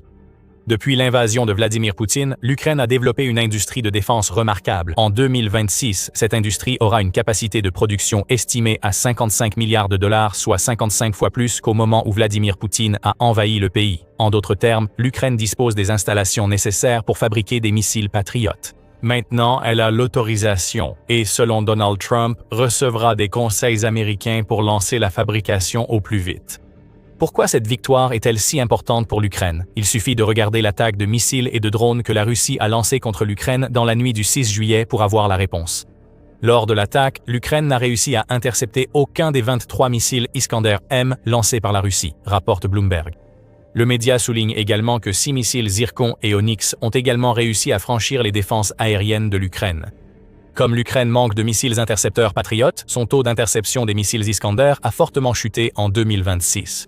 Au début de l'année, l'Ukraine interceptait environ 80% de ses missiles, mais vers la mi-mai, le taux d'interception est tombé à moins de 40%. Hormis une courte période au-dessus de ce pourcentage, le taux a ensuite seulement baissé. Si l'Ukraine peut fabriquer ses propres intercepteurs Patriot, elle pourra maintenir ses défenses aériennes approvisionnées et rendre les assauts aériens de la Russie beaucoup moins efficaces. Cependant, comme pour l'aide, une mise en garde s'impose. Le facteur temps. Des doutes persistent sur la rapidité avec laquelle l'Ukraine pourra se mettre en position de fabriquer des intercepteurs Patriot, sans même pouvoir en produire assez pour contrer les attaques massives de missiles balistiques russes. Trump pense que l'Ukraine pourra maîtriser la production relativement rapidement une fois que les États-Unis auront montré comment faire. Selon les licences précédentes, cela pourrait prendre du temps. Defense Express indique que le Japon a mis 2 ans à lancer la production de ses Patriots. Il semble que l'Allemagne commencera à livrer ses premiers missiles Patriot en 2027 et la production sur la ligne prévue a été lancée en 2024. Ce projet pourrait durer plusieurs années pour l'Ukraine. Aucun de ces détenteurs de licence n'est actuellement attaqué directement. L'Ukraine est plus motivée que le Japon ou l'Allemagne pour lancer et gérer la production et a fait preuve d'une grande agilité en passant rapidement de l'idée à la production de masse de ses propres armes de précision. L'Ukraine pourrait mettre des années à ressentir les bénéfices de cette décision. L'Ukraine a besoin que ses partenaires de l'OTAN intensifient leur aide et fournissent des intercepteurs Patriot pendant qu'elle met cette production en place. Ceci marque une première étape cruciale pour renforcer la défense aérienne de l'Ukraine contre les missiles balistiques russes. Ainsi, voici le troisième revers infligé par Ankara à la Russie. L'OTAN a pris une autre mesure majeure qui intègre l'Ukraine encore plus profondément dans l'environnement de sécurité européen qu'auparavant. Mais avant de révéler de quoi il s'agit, voici les missions militaires. Si vous n'êtes pas encore abonné, c'est le moment idéal pour cliquer sur le bouton et activer la cloche de notification afin de ne rien manquer de ce que nous préparons. La décision récente de l'OTAN à Ankara était davantage un signal politique qu'un soutien à l'Ukraine. Mais c'était un signal que Poutine n'a jamais voulu voir. L'OTAN a collectivement déclaré que l'Ukraine est un contributeur à la sécurité de l'espace euro-atlantique. Cela peut sembler anodin à première vue. L'Ukraine occupe cette position depuis longtemps, développant des partenariats de défense en Europe et devenant une référence dans la production de drones. Cependant, les mots « contributeur à la sécurité » sont importants. Pourquoi? L'OTAN est très précise sur le langage qu'elle utilise, et ce terme particulier n'est généralement employé que lorsque l'organisation évalue si une nation peut devenir membre de l'OTAN. Ce que nous venons de voir de la part de l'OTAN est l'indication la plus claire à ce jour que l'adhésion de l'Ukraine est envisagée. Cela ne veut pas dire que l'Ukraine rejoindra bientôt l'OTAN. Une forte opposition subsiste, notamment alors que la guerre avec la Russie continue. Cette opposition est compréhensible. Si l'Ukraine rejoignait l'OTAN maintenant, l'invasion russe activerait l'article 5 impliquant les autres membres dans la guerre lancée par Poutine. Adhérer maintenant serait une escalade risquée pour l'OTAN, car cela pourrait pousser Poutine à perdre le contrôle. Cependant, ce terme envoie un signal fort aux dirigeants russes. C'est également une reconnaissance de l'argument de Zelensky pour l'adhésion de l'Ukraine à l'OTAN, présenté avant le sommet d'Ankara. Pensez-vous qu'il soit juste d'exclure l'Ukraine de l'OTAN, un pays et un peuple dotés d'un tel niveau de capacité de défense, a demandé Zelensky, ajoutant que si nous avons déjà ces capacités, si les Ukrainiens savent déjà se battre ainsi, alors il est logique que ces capacités fassent partie de la défense collective de l'Alliance. Cela nous rendrait tous plus forts. Zelensky a raison, il y a plus de facteurs à prendre en compte que la seule force de l'Ukraine. L'OTAN reconnaît les deux aspects de l'argument, donc nous pouvons considérer le fait qu'elle qualifie l'Ukraine de contributeur à la sécurité comme un signe que l'Ukraine sera envisagée pour l'OTAN lorsque la guerre en Ukraine prendra fin. Et tout aussi inquiétant pour Poutine, c'est aussi un signal que l'OTAN pense que l'Ukraine va sortir victorieuse de cette guerre, ce qui ouvrirait la voie à son adhésion. Nous assistons ici à un moment décisif de la guerre en Ukraine. L'OTAN envoie ses signaux les plus forts à ce jour pour soutenir l'Ukraine à long terme et cela compte pour une raison simple. C'est un revers pour la stratégie de Poutine visant à diviser l'OTAN afin que la Russie conquiert l'Ukraine. Le président russe n'a jamais caché sa stratégie envers l'OTAN. L'objectif est de diviser. Plus il crée de fractures dans l'OTAN, plus l'organisation met de temps à décider, ce qui laisse à Poutine le temps d'agir. The Hill souligne que Poutine voit la création de cette division comme la seule façon pour la Russie de vaincre l'OTAN. Militairement, toute la puissance de l'OTAN viendrait à bout de la Russie. Une guerre directe, bien que possible, pourrait être fatale pour la Russie. Il vaut mieux chercher la fin de l'OTAN en semant la division plutôt que par la force. Le soutien à l'Ukraine a longtemps été l'une de ces graines. Depuis l'arrivée de Donald Trump, les dirigeants russes ont tenté de manipuler les États-Unis et auraient apprécié que Trump critique l'OTAN ces dernières années. Cette condamnation n'a pas cessé. Lors de la même conférence à Ankara, où Donald Trump a annoncé que les États-Unis autoriseraient la vente de missiles Patriot à la Turquie, il a aussi qualifié l'Espagne de cause perdue et de partenaire terrible dans l'OTAN. Cela semble découler du refus de l'Espagne d'autoriser les États-Unis à utiliser ses bases militaires pour l'opération Epic Fury. Cela prouve que Vladimir Poutine peut exploiter des opportunités au sein de l'OTAN. Vladimir Poutine tente de faire tomber l'OTAN. Des inquiétudes existent sur une possible action militaire russe en Baltique ou en Pologne, la division voulue par Vladimir Poutine étant jugée clé. Ce que l'OTAN vient de faire à Ankara, en particulier concernant l'Ukraine et le soutien qu'elle reçoit, c'est envoyer un message à Vladimir Poutine. Division, quelle division? Au moins en ce qui concerne l'Ukraine, l'OTAN présente exactement le genre de front uni que Vladimir Poutine ne veut pas voir. Les États-Unis ne financent pas, mais ont fait un pas important en autorisant les missiles Patriot. Et les implications selon lesquelles l'Ukraine pourrait devenir membre de l'OTAN à l'avenir sont un coup dur pour les plans de Vladimir Poutine visant à diviser les membres de l'OTAN jusqu'à isoler l'Ukraine. Les plans les mieux préparés de Vladimir Poutine ont échoué. D'importants signaux politiques ont été envoyés par l'OTAN, notamment avec l'accord sur les Patriotes, montrant que l'Ukraine a gagné suffisamment de respect au sein de l'OTAN pour être traitée comme un partenaire clé. Cet accord ne porte pas uniquement sur la fabrication de missiles. Il reconnaît que l'Ukraine a désormais la capacité de fabriquer ses missiles, ce qui n'était tout simplement pas le cas avant l'invasion de Poutine. Poutine n'est pas content de tout cela, et si vous cherchez des signes pour le prouver, il suffit d'écouter les propos tenus par son porte-parole du Kremlin après Ankara. La porte-parole du ministère russe des Affaires étrangères, Maria Zakharova, a déjà qualifié les résultats d'Ankara et les décisions prises par l'OTAN de catastrophiques et d'irresponsables. Ce n'est pas une condamnation ferme. C'est la panique du Kremlin qui s'exprime. Bien sûr, c'est catastrophique pour la Russie. L'OTAN vient de donner à l'Ukraine les clés de la victoire en garantissant qu'elle sera financée pendant au moins les 2 prochaines années, en plus de tout le reste.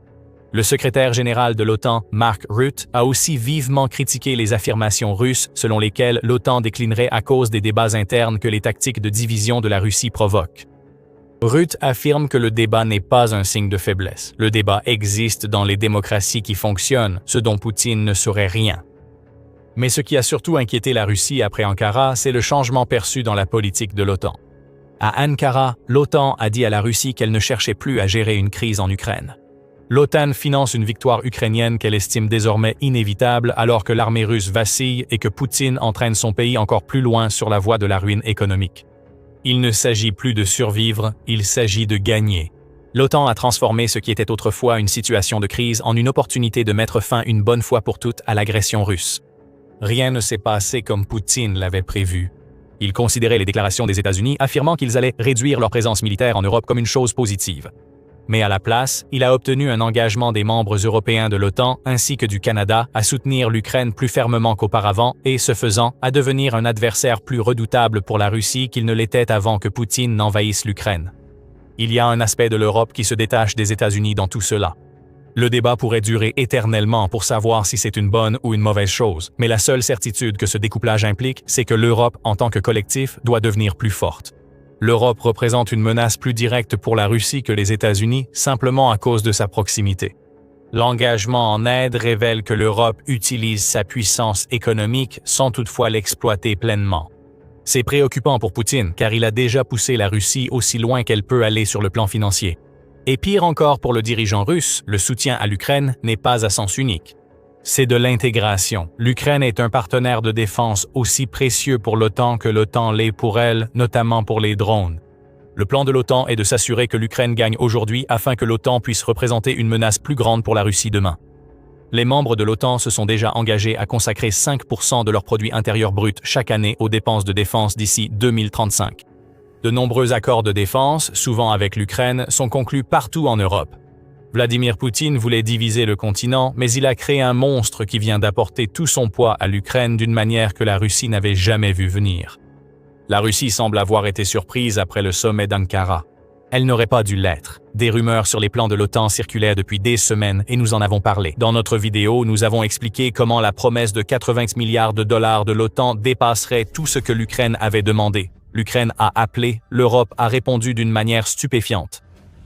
Les Pays-Bas, l'Allemagne, la Belgique et le Royaume-Uni viennent de s'unir pour faire quelque chose de stupéfiant pour l'Ukraine. Le président Zelensky vient d'obtenir presque tout ce qu'il avait demandé, et même plus, car l'Europe a livré exactement ce dont l'Ukraine a besoin pour porter la guerre en Russie. Maintenant, la prochaine étape est simple. Ukraine va foutre la Russie en l'air.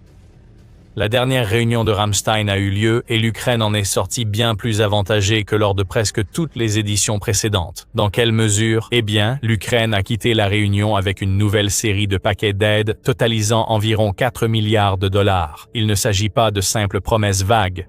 Cet argent arrive sous la forme des types précis d'armes dont l'Ukraine a besoin dans sa guerre contre la Russie, et pas moins que le ministre de la Défense ukrainien, Mikhailo Fedorov, l'a confirmé. Lors d'un briefing après la réunion, Fedorov a déclaré que les alliés de l'Ukraine ont constaté qu'une fenêtre d'opportunité s'offrait désormais à eux. Il a présenté ce que certaines nouvelles aides vont apporter. Aujourd'hui, l'un des plus importants lots d'aide jamais annoncés dans le cadre du programme Pearl a probablement été dévoilé, totalisant $1 milliard. Un paquet pour l'artillerie à longue portée a également été présenté aujourd'hui, ce qui signifie des systèmes à longue portée capables d'atteindre plus de 30 km, a déclaré Fedorov. Le point essentiel de cette déclaration est sans doute l'un des plus grands paquets d'aide du programme Pearl. Pearl signifie liste des besoins prioritaires de l'Ukraine et c'est un programme mis en place par les États-Unis qui permet aux autres partenaires de l'Ukraine d'acheter des armes fabriquées aux États-Unis qui sont ensuite livrées directement à l'Ukraine. L'intermédiaire, en ce qui concerne l'arrivée des armes dans un pays pour y être stocké avant la livraison, est éliminé. À la place, l'Ukraine indique ce qu'elle souhaite et l'aide est utilisée pour ces armes qui sont envoyées directement en Ukraine. Pearl a déjà supervisé d'importantes donations d'aide. D'ici la fin de 2025, les membres et partenaires de l'OTAN avaient promis plus de $4 milliards à Pearl, même si ces engagements se sont étalés sur plusieurs mois et on s'attendait à ce que beaucoup plus d'argent afflue dans le programme en 2026 et au-delà. Maintenant, nous voyons cela se produire. $1 milliard en plus pour Pearl, c'est de nombreuses armes occidentales nécessaires à l'Ukraine et un soutien à ses industries nationales de drones et d'armes. Mais Pearl ne représente pas tout, loin de là. Nous avons mentionné 4 pays dans l'introduction de la vidéo. Les 4 intensifient leur aide et leur soutien afin de rendre l'Ukraine plus forte que jamais. Nous allons commencer avec la Belgique. L'une des plus grandes nouvelles issues du format Ramstein est que la Belgique va enfin transférer certains des F-16 qu'elle avait promis à l'Ukraine il y a des années. 7 vont bientôt atterrir sur le territoire ukrainien, dont 3 sont prêts au combat et opérationnels, tandis que les 4 autres serviront de réserve de pièces détachées pour permettre à l'Ukraine d'entretenir le reste de sa flotte de F-16. C'est un net progrès par rapport à l'engagement précédent de la Belgique de transférer seulement 4 F-16 non opérationnels, rapporte RBC Ukraine. Et c'est aussi un signe que la Belgique surmonte enfin les retards qui l'ont obligé à retarder les livraisons par le passé. La Belgique et la Norvège ont toutes deux retardé la livraison des 36 F-16 promis à l'Ukraine, la Belgique attendant la livraison de F-35 en provenance des États-Unis avant de pouvoir procéder. Les F-16 norvégiens se trouvent dans une installation belge en attente de réparation, elles aussi au point mort selon RBC Ukraine. L'engagement pris par la Belgique est majeur pour l'Ukraine. Cela signifie que les excuses et retards sont enfin écartés et que la force aérienne ukrainienne sera renforcée avec des avions qui, selon beaucoup, auraient dû défendre l'Ukraine et contrer la Russie dans les airs depuis des années. Ensuite, le Royaume-Uni. On ne peut pas dire que le Royaume-Uni a ralenti son soutien à l'Ukraine. Il a toujours soutenu l'Ukraine et a déjà conclu des accords de coopération pour la production de drones, ainsi qu'à prendre la tête de la coalition des volontaires qui entend fournir des garanties de sécurité et probablement des troupes au sol en Ukraine une fois la guerre terminée. À Ramstein, le Royaume-Uni a surtout cherché à aggraver la situation pour la Russie et à améliorer celle de l'Ukraine en livrant davantage. Que signifie plus ? Des centaines de missiles et des milliers de drones, tous payés grâce aux revenus des avoirs russes détenus au Royaume-Uni. RBC Ukraine rapporte que le Royaume-Uni a promis un paquet de 852 millions de livres à l'Ukraine, qui comprendra un financement pour 150 000 drones fabriqués en Ukraine, ainsi que 350 missiles pour les systèmes de défense aérienne de l'Ukraine. Toujours dans le domaine de la protection aérienne, le Royaume-Uni fournira également des radars plus modernes pour les systèmes ukrainiens afin d'aider l'Ukraine à repérer les menaces en approche qu'elle pourra détruire avec ses missiles et ses drones intercepteurs. Ici, nous assistons au renforcement de l'une des alliances les plus solides d'Europe. Le Royaume-Uni a encore soutenu l'Ukraine, malgré ses propres difficultés comme les démissions de John Healey, ancien secrétaire à la Défense, et du Premier ministre Sir Keir Starmer, alors que les débats sur les dépenses militaires s'intensifient. L'Ukraine appréciera cette aide. Elle sera également reconnaissante pour le soutien supplémentaire en défense aérienne, d'autant plus que ce que le Royaume-Uni va fournir s'aligne parfaitement avec les engagements pris par l'Allemagne lors de la réunion de Ramstein. Dans le cadre de ces contributions, l'Allemagne a promis 400 millions de dollars pour acheter des munitions de défense aérienne pour l'Ukraine, ainsi que 200 millions de dollars supplémentaires pour acheter des missiles intercepteurs PAC-3 qui arriveront tous deux en Ukraine via le programme Pearl, rapporte le Kyiv Post. L'Allemagne utilise le programme Pearl pour la 4e fois, et l'achat de missiles Patriot représente un grand progrès pour l'Ukraine. Ce sont exactement le type de missiles dont l'Ukraine a besoin pour faire face aux missiles de croisière et balistiques russes dont l'Ukraine a manqué ces derniers mois. Le ministre de la Défense Boris Pistorius a présenté les autres contributions allemandes, y compris hors programme Pearl. La défense aérienne reste prioritaire. Nous avons livré un nouveau système Iris-T à l'Ukraine. Récemment, nous avons également accéléré la fourniture de missiles guidés Iris-T, SLS et SLM. Nous fournirons aussi plusieurs centaines de missiles RR issus de nos stocks. Le Royaume-Uni et l'Allemagne ont privilégié la défense aérienne dans leur aide militaire pour une bonne raison. L'Ukraine manque cruellement de missiles et de systèmes modernes. Zelensky lui-même révèle qu'il a clairement fait savoir cela au secrétaire de l'OTAN Mark Rutte lors de son discours d'ouverture au format Rammstein. Hier, j'ai soulevé 2 questions urgentes avec Mark. La première porte sur le nombre de systèmes de défense aérienne, la seconde sur les obus d'artillerie. Actuellement, il n'y en a pas assez, ni de l'un ni de l'autre. Les deux sont nécessaires de toute urgence, a déclaré Zelensky, alors qu'il encourageait les chefs d'État européens à en faire encore plus, non seulement pour protéger l'Ukraine, mais aussi pour garantir la sécurité collective de l'Europe face à la menace russe. Et les chiffres soutiennent Zelensky. Selon les médias Gwar de Kharkiv, la Russie a lancé 8150 drones et 211 missiles sur l'Ukraine en mai, tuant 274 civils et en blessant 1763 autres au cours de cette période. C'est la stratégie russe. Utiliser des crimes de guerre pour terroriser les Ukrainiens et les pousser à abandonner. Aussi tragiques que soient ces chiffres, l'essentiel concerne les taux d'interception. Les défenses aériennes ukrainiennes ont abattu près de 90% des drones russes, les drones intercepteurs ukrainiens y ayant probablement joué un rôle majeur. Ce taux pourrait toujours s'améliorer, mais ce n'est pas la priorité de l'Ukraine en ce moment. La priorité de l'Ukraine, c'est la menace des missiles russes. Sur les 211 missiles que la Russie a lancés en mai, l'Ukraine n'a pu en arrêter que 55%. Le chiffre chute drastiquement pour les missiles balistiques, dont l'Ukraine n'a pu intercepter que 17% de ceux tirés par la Russie. Plus de missiles patriotes et de systèmes de défense aérienne modernes sont nécessaires. L'Ukraine en a un besoin urgent et l'Allemagne ainsi que le Royaume-Uni viennent d'en promettre davantage. Pour l'Ukraine, cela devrait permettre de gagner quelques mois supplémentaires pendant lesquels elle pourra augmenter son taux d'interception de missiles. La conséquence évidente est moins de morts parmi les civils, un moral en hausse et une capacité réduite de la Russie à toucher l'arrière ukrainien. Moins de dégâts à l'arrière, c'est plus de puissance offensive au front. En parlant d'offensive, c'est là que les Pays-Bas interviennent. La plupart de ce que nous avons vu concerne les pays européens fournissant à l'Ukraine les moyens de se défendre contre la Russie. C'est vital, mais il y a cette fenêtre d'opportunité évoquée par Fedorov alors que l'Ukraine prend de l'élan contre la Russie. Pour les Pays-Bas, Rammstein a permis de renforcer la puissance offensive de l'Ukraine, notamment pour infliger des dégâts à la Russie dans les territoires occupés et en Russie même. Qu'est-ce que cela signifie? Nous allons tout expliquer dans un instant. Vous regardez l'émission militaire. Si vous n'êtes pas abonné, profitez-en pour le faire avant de poursuivre la vidéo. Pour les Pays-Bas, l'offensive a été prioritaire. RBC Ukraine rapporte que les Pays-Bas, entre autres, fourniront à l'Ukraine 700 missiles de croisière dans le cadre de leur paquet d'aide. Cela soulève la question de l'origine de ces missiles. Après tout, ce n'est pas comme si les Pays-Bas disposaient d'un vaste stock de missiles de croisière qu'ils pouvaient remettre à l'Ukraine tout en assurant la protection de leur propre territoire. Il en possède quelques-uns, bien sûr. Par exemple, en avril 2025, les Pays-Bas ont annoncé qu'ils se préparaient à dépenser environ 2 milliards de dollars pour 175 missiles de croisière Tomahawk. Ceux-là n'iront pas en Ukraine. Les États-Unis devraient approuver, mais cela reste insuffisant pour atteindre les 700 missiles mentionnés par RBC Ukraine. Mais c'est là que le génie du don néerlandais entre en jeu.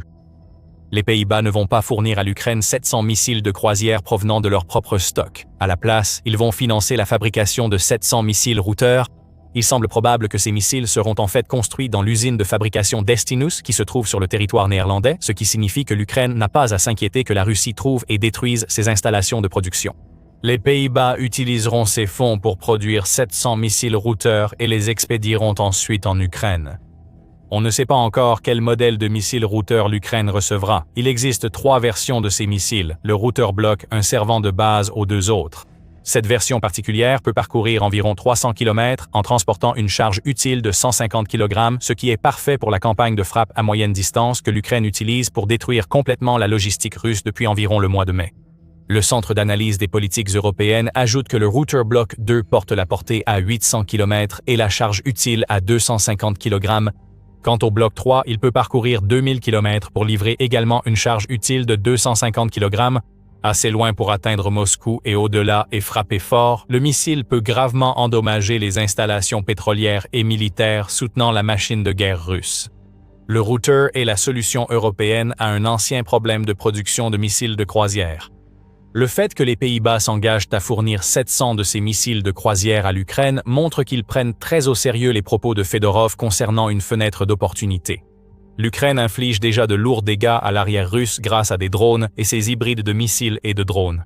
Ajoutez à cela des centaines de puissants missiles de croisière à moyenne et longue portée, ce qui signifie beaucoup plus de dégâts infligés directement à la Russie, alors que les autres partenaires de l'Ukraine renforcent sa défense contre les mêmes armes.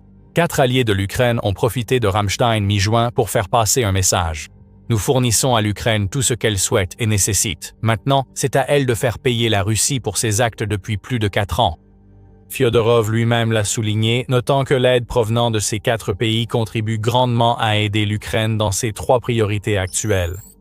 Voici notre programme antibalistique et de défense aérienne. Ensuite, l'artillerie longue portée, puis nos drones. Des drones ukrainiens nous aident à stopper l'ennemi, mener des frappes à moyenne distance et frapper des cibles en territoire ennemi, affirme Fyodorov. Les défenses antibalistiques et aériennes sont garanties, ainsi que les frappes à moyenne portée et la possibilité de viser des cibles en Russie si l'Ukraine obtient les missiles Router-Block 3. Demandez et vous recevrez Ukraine. Voilà ce que cela implique pour l'avenir de la guerre. L'annonce de ce vaste paquet d'aide militaire tombe à point, répondant parfaitement aux initiatives russes, surtout aériennes. Liga note que la Russie accroît sa production de drones et modernise ses missiles pour rendre ses attaques aériennes plus menaçantes pour l'Ukraine. Nous en avons eu la preuve ces derniers mois. Le 2 juin, le Moscow Times a rapporté que la production aéronautique russe avait plus que doublé en avril par rapport à l'année précédente, atteignant une augmentation de 117% par rapport à 2025 et dépassant largement le taux de croissance annuel moyen de 68%. La Russie ne construit pas soudainement des centaines de chasseurs par an. La hausse de production vient surtout de la fabrication de drones d'attaque pour frapper l'Ukraine. En ce qui concerne les missiles, le 13 juin, un rapport de Liga a indiqué que la Russie modernise ses missiles Iskander et Kh-101 ainsi que ses bombes Kab en essayant d'améliorer leur portée, d'augmenter leur résistance aux défenses aériennes et tout simplement d'accroître leur production. Le colonel Alexandre Zarouba, responsable militaire et principal chercheur à l'Institut national de recherche pour les essais et la certification des armes et équipements, a révélé tout cela, selon Liga. Il connaît donc bien les intentions de la Russie. L'Ukraine doit contrer la hausse de production de drones et la menace grandissante des missiles. Grâce au système de défense aérienne promis et aux drones intercepteurs ukrainiens, il est désormais possible de contrer cette menace.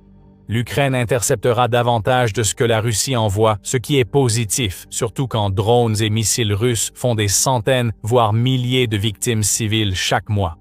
Cette aide militaire est un grand soutien défensif pour l'Ukraine. Il y a aussi cette fenêtre d'opportunité évoquée par Fedorov. Il n'a pas été le seul à employer ce terme à la dernière réunion de Rammstein. Rutte l'a également utilisé, notant que la réunion a permis à l'Ukraine et à ses alliés de passer à une phase axée sur la livraison avant un sommet clé de l'OTAN à Ankara. Fenêtre d'opportunité. Je pense que c'est le sujet principal aujourd'hui, a déclaré Rutte avant d'ajouter que l'aide axée sur les priorités de l'Ukraine aidera à augmenter la pression sur la Russie et les forcera à s'asseoir à la table des négociations et, finalement, à rejoindre des discussions sérieuses pour mettre fin à cette guerre terrible.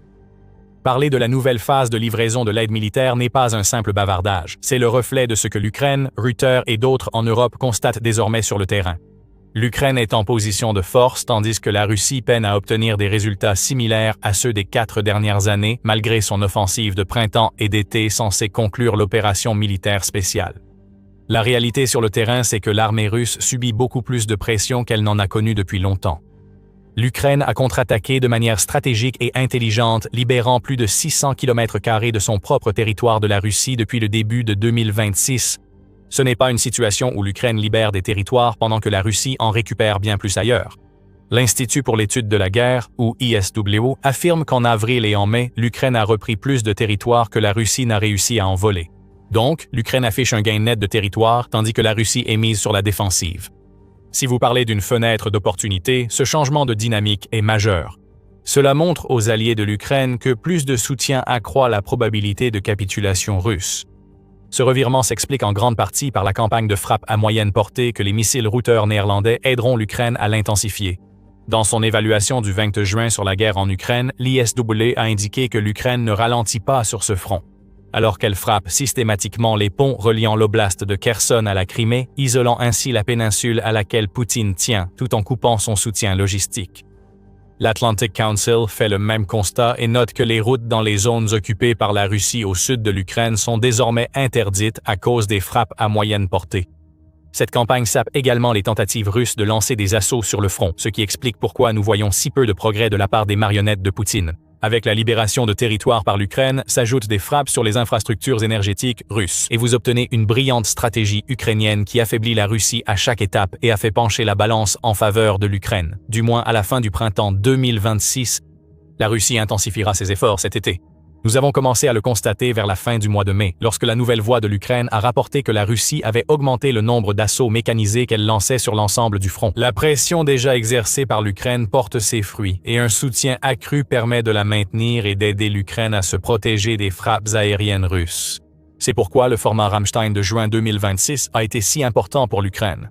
Ce n'est pas seulement l'argent donné, mais ce qu'il symbolise, la reconnaissance concrète des partenaires de l'Ukraine qui voient le changement et croient que l'Ukraine peut faire davantage.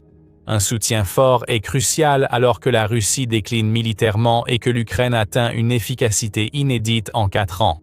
L'Ukraine doit maintenir son élan. Et grâce à 4 nations européennes, elle vient de recevoir ce dont elle a besoin pour foutre la Russie en l'air. La Fédération de Russie atteint ses limites. La longue guerre de Vladimir Poutine contre l'Ukraine ne met plus seulement son pays sous pression. Elle est en train de la déchirer de l'intérieur, et il existe des tonnes de données pour le prouver. Certains des plus grands experts économiques du monde ont analysé ces données. Ils ont analysé les chiffres, et sont arrivés à une conclusion claire et inévitable. La Russie est sur le fil du rasoir. Son économie n'est plus qu'à une mauvaise journée de basculer dans une crise sans précédent, et il n'y a rien que la Banque centrale, le gouvernement, ou même Poutine lui-même puisse faire à ce sujet. Nous savions que cela arriverait. Les signaux d'alarme retentissent depuis des années. Ils étaient discrets au début, car la Russie a résisté aux sanctions occidentales et à la hausse des coûts de la guerre durant les premières années. Aujourd'hui, les signaux d'alarme sont assourdissants. Mais d'abord, merci à Supremacy World War III de sponsoriser cette vidéo. Si vous avez déjà voulu diriger un vrai pays durant la Troisième Guerre mondiale, c'est votre chance. Supremacy World War III est un jeu de stratégie JCJ en ligne, gratuit, où vous gérez l'économie d'une nation, développez des technologies militaires et construisez des armées avec chars, avions, sous-marins, etc. Affrontez de vrais joueurs dans des guerres pouvant durer plusieurs jours ou semaines. Vous pouvez forger des alliances, négocier avec d'autres joueurs ou conquérir par la force contre jusqu'à 99 adversaires.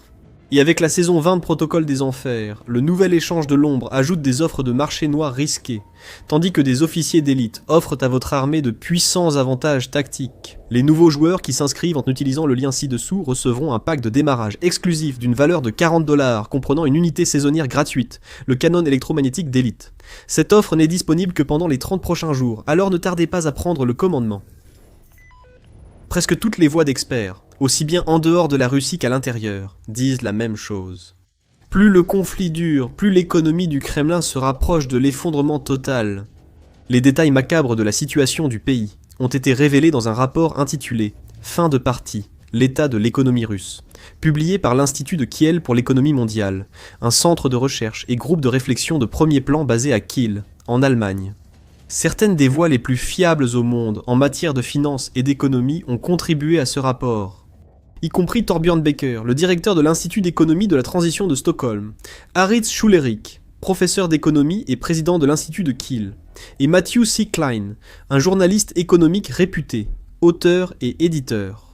Ce ne sont pas de simples commentateurs partageant leurs opinions politiques ou biaisées, ce sont quelques-uns des plus grands noms dans leur domaine. Les gouvernements et dirigeants mondiaux font appel à ces personnes pour des évaluations économiques basées sur des données réelles. Et ils sont tous d'accord pour dire qu'après plus de 4 ans de guerre avec l'Ukraine, l'économie russe montre tous les signes d'un épuisement structurel, le rapport lui-même affirmant que les contours d'une véritable fin de partie économique commencent à se dessiner pour la Russie.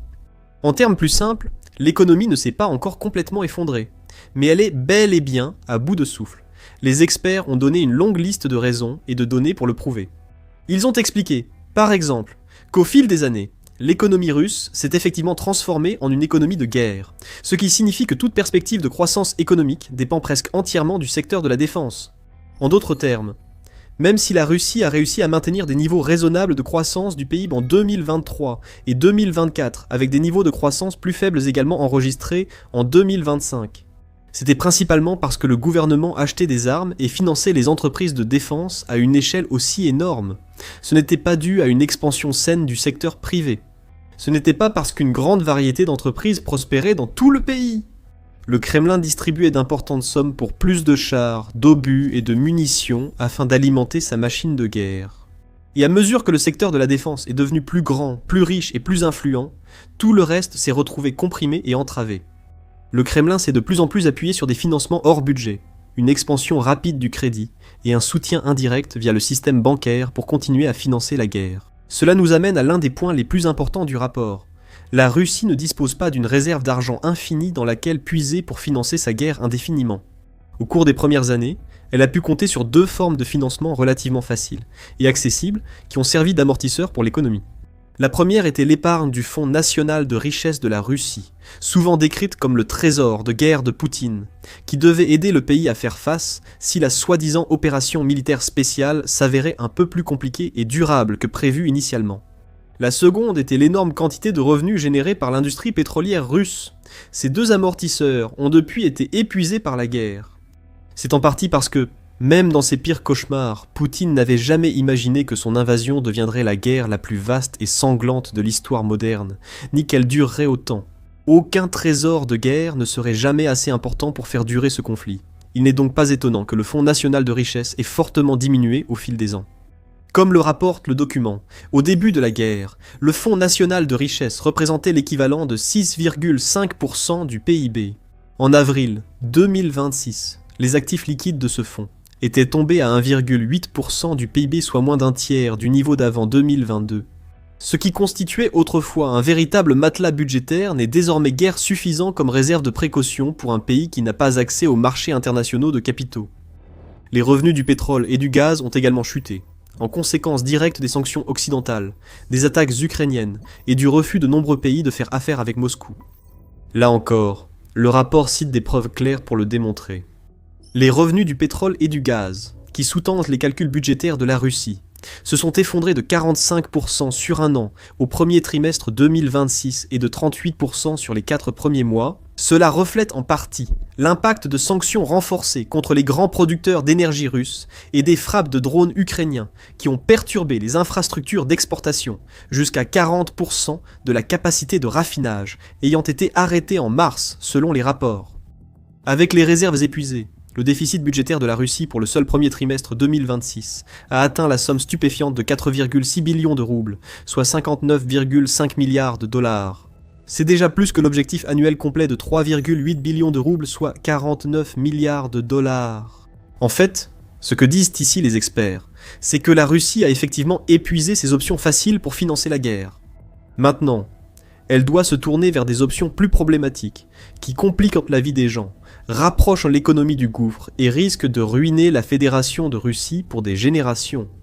Par exemple, augmenter les impôts à des niveaux records, emprunter des sommes énormes d'argent, et soit geler, soit carrément réduire une grande partie des dépenses civiles afin de détourner encore plus de ressources vers la production militaire. Le Kremlin en vient même à utiliser des tactiques plus sournoises et officieuses, exploitant le système bancaire russe pour financer indirectement sa machine de guerre. En conséquence directe, le rapport note que la dette des entreprises a grimpé de 34 000 milliards de roubles, soit environ 438 milliards de dollars depuis le début de la guerre, laissant de nombreuses entreprises russes sous une pression financière croissante, alors que les coûts d'emprunt continuent d'augmenter. Avant le début du conflit, ce chiffre était proche de zéro. Toutes les statistiques, tous les indicateurs et les facteurs macroéconomiques qui comptent vraiment évoluent dans la mauvaise direction. Certains évoluent lentement, d'autres avancent à toute vitesse, mais tous ensemble, ils dressent un tableau très sombre pour la Russie et son peuple. En conséquence, le Kremlin fait ce qu'il fait toujours. Il ment. Il se rend évidemment compte des conséquences négatives de ses actes, mais cela ne le préoccupe pas assez pour y mettre fin, car cela signifierait arrêter la guerre, ce que Poutine refuse. La direction russe utilise son méthode habituelle de tromperie et de propagande pour tenter de dissimuler et minimiser ses problèmes. Le rapport qu'il note, par exemple, que de nombreux indicateurs économiques ne sont plus publiés, et les experts remettent en question la fiabilité des statistiques macroéconomiques officielles restantes. Même lorsque des chiffres sont publiés, les auteurs du rapport notent qu'ils sont probablement modifiés ou manipulés, les rendant peu fiables. Concernant l'inflation, par exemple, la Russie affirme avoir commencé l'année 2026 avec une inflation de 6%, qui a progressivement diminué au fil des mois. Pourtant, de nombreuses preuves suggèrent qu'elle est en réalité bien plus élevée, comme le fait que le taux d'intérêt au début de 2026 était de 16%, un chiffre énorme, et qu'il a à peine baissé depuis. Les experts soulignent également des incohérences évidentes entre le niveau d'inflation allégué et la politique monétaire du pays, ou encore le fait que la Banque centrale agit en réalité comme si l'inflation était bien plus élevée que ce qu'elle affirme. Pourquoi la Banque centrale maintient-elle un taux d'intérêt entraînant des taux réels à 2 chiffres, alors qu'ils étaient à peine positifs avant la guerre? Bien que nous n'en soyons jamais certains, ces éléments indiquent que les chiffres officiels de l'inflation sont très discutables. En résumé, rien ne colle, et les mauvaises nouvelles ne s'arrêtent pas là pour la Russie. Avant de poursuivre l'analyse du rapport et ses implications, abonnez-vous à l'émission Militaire si ce type d'analyse vous intéresse. Chaque semaine, nous vous l'expliquons comme ça. Maintenant, le rapport de Kiel note que même si la Russie peut continuer à utiliser toutes les astuces possibles pour trouver des fonds afin de poursuivre la guerre, elle fait toujours face à des défis qui sont pratiquement insolubles. Matthew C. Klein souligne que la principale contrainte de la Russie aujourd'hui n'est pas l'accès à l'argent, mais l'accès à la main-d'œuvre, à la technologie et aux capacités de production. Aucun crédit, impôt ou emprunt ne créera comme par magie les travailleurs indispensables à la survie future de la Russie. Aucune ruse ne peut simplement restaurer ces industries négligées ou annuler les dégâts que l'économie de guerre a causés et continue de causer à l'ensemble de la société. Comme le dit Klein, le gouvernement peut mobiliser des ressources financières supplémentaires. Avec des pénuries records de main-d'œuvre et des sanctions limitant les importations essentielles, augmenter les dépenses risque davantage de provoquer de l'inflation que d'accroître la production militaire. Et cela nous amène à un autre point, les sanctions. Celles-ci prennent 2 formes. Les sanctions occidentales classiques comprennent le gel des avoirs, les interdictions bancaires, les plafonds de prix et les contrôles à l'export.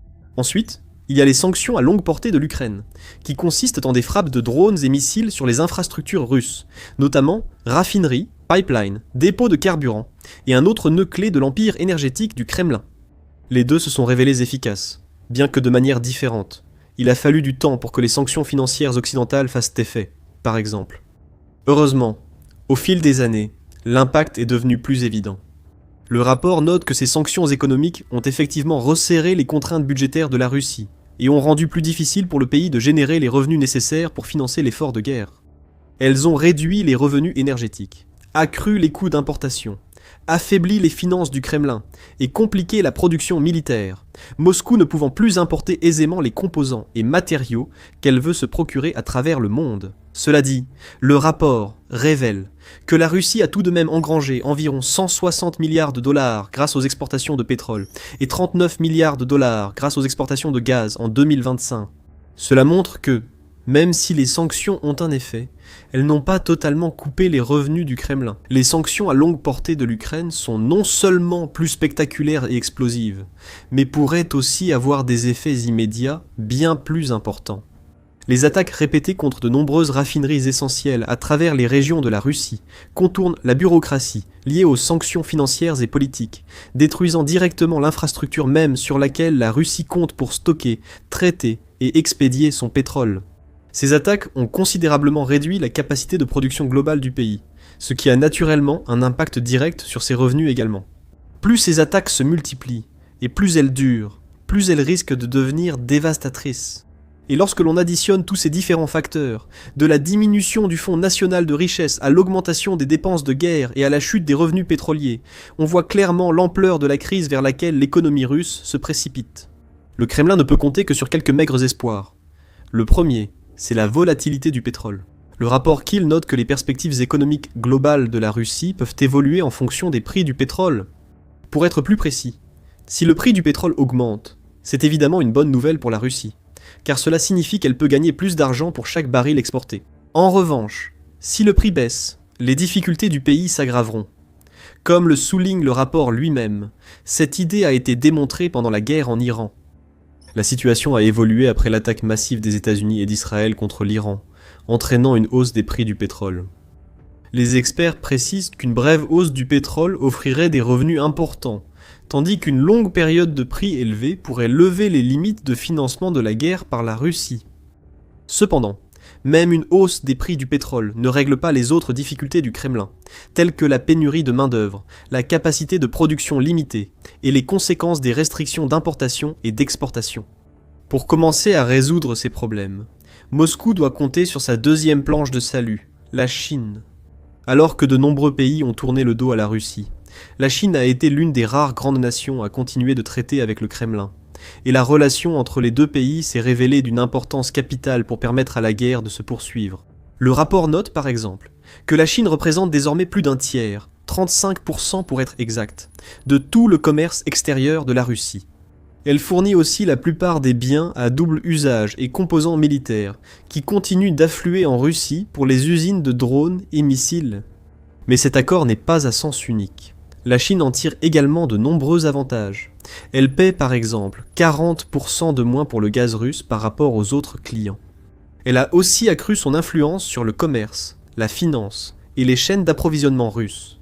Et avec le temps, la dépendance de la Russie envers la Chine n'a fait qu'augmenter, au point que Pékin est désormais le plus grand client de Moscou, son principal fournisseur, son plus grand fournisseur de technologie et sa principale bouée de sauvetage financière.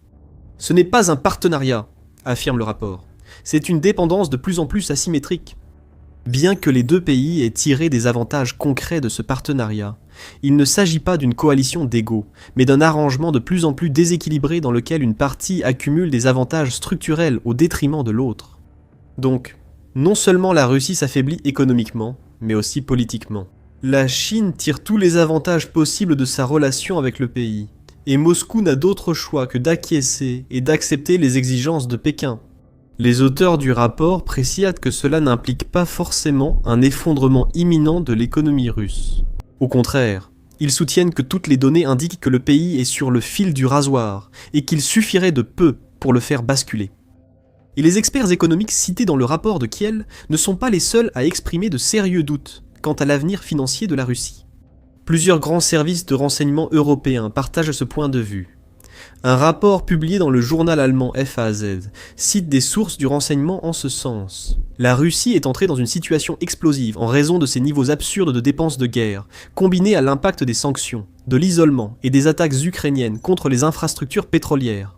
Le rapport souligne de nombreuses vulnérabilités et risques déjà évoqués. Les analystes du renseignement soutiennent, par exemple, que le secteur bancaire russe est soumis à des niveaux de pression intenables.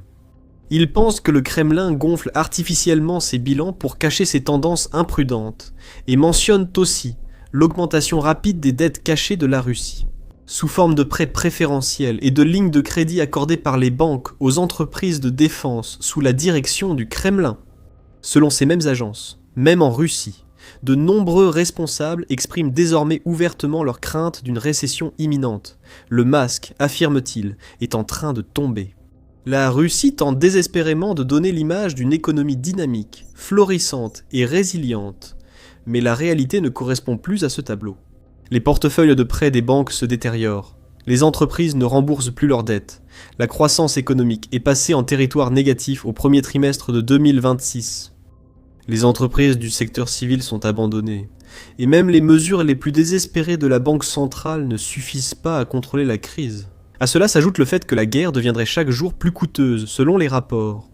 Les estimations récentes suggèrent que le Kremlin pourrait dépenser au moins 27 milliards de dollars de plus pour son armée cette année que ce qui était initialement prévu. Pour cette raison, les agences de renseignement et les experts économiques s'accordent à dire que le pouvoir est en train de passer de la Russie aux mains de ses adversaires. Et c'est à eux d'en profiter.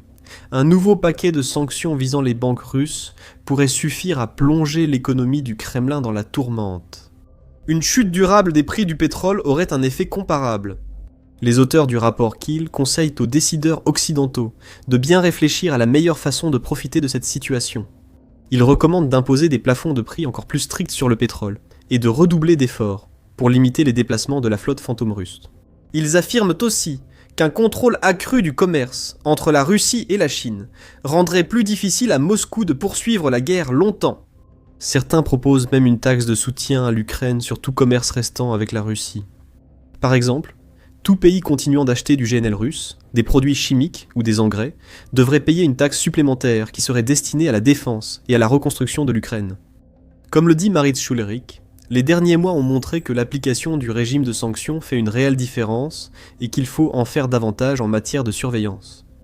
Les vulnérabilités économiques croissantes de la Russie importent seulement si elles deviennent un levier stratégique durable. Merci encore à Supremacy World War III d'avoir sponsorisé cette vidéo. Téléchargez gratuitement le jeu via le lien en description et obtenez votre pack de démarrage de 40$ avec le Railgun d'élite exclusif, réservé aux nouveaux joueurs pendant 30 jours.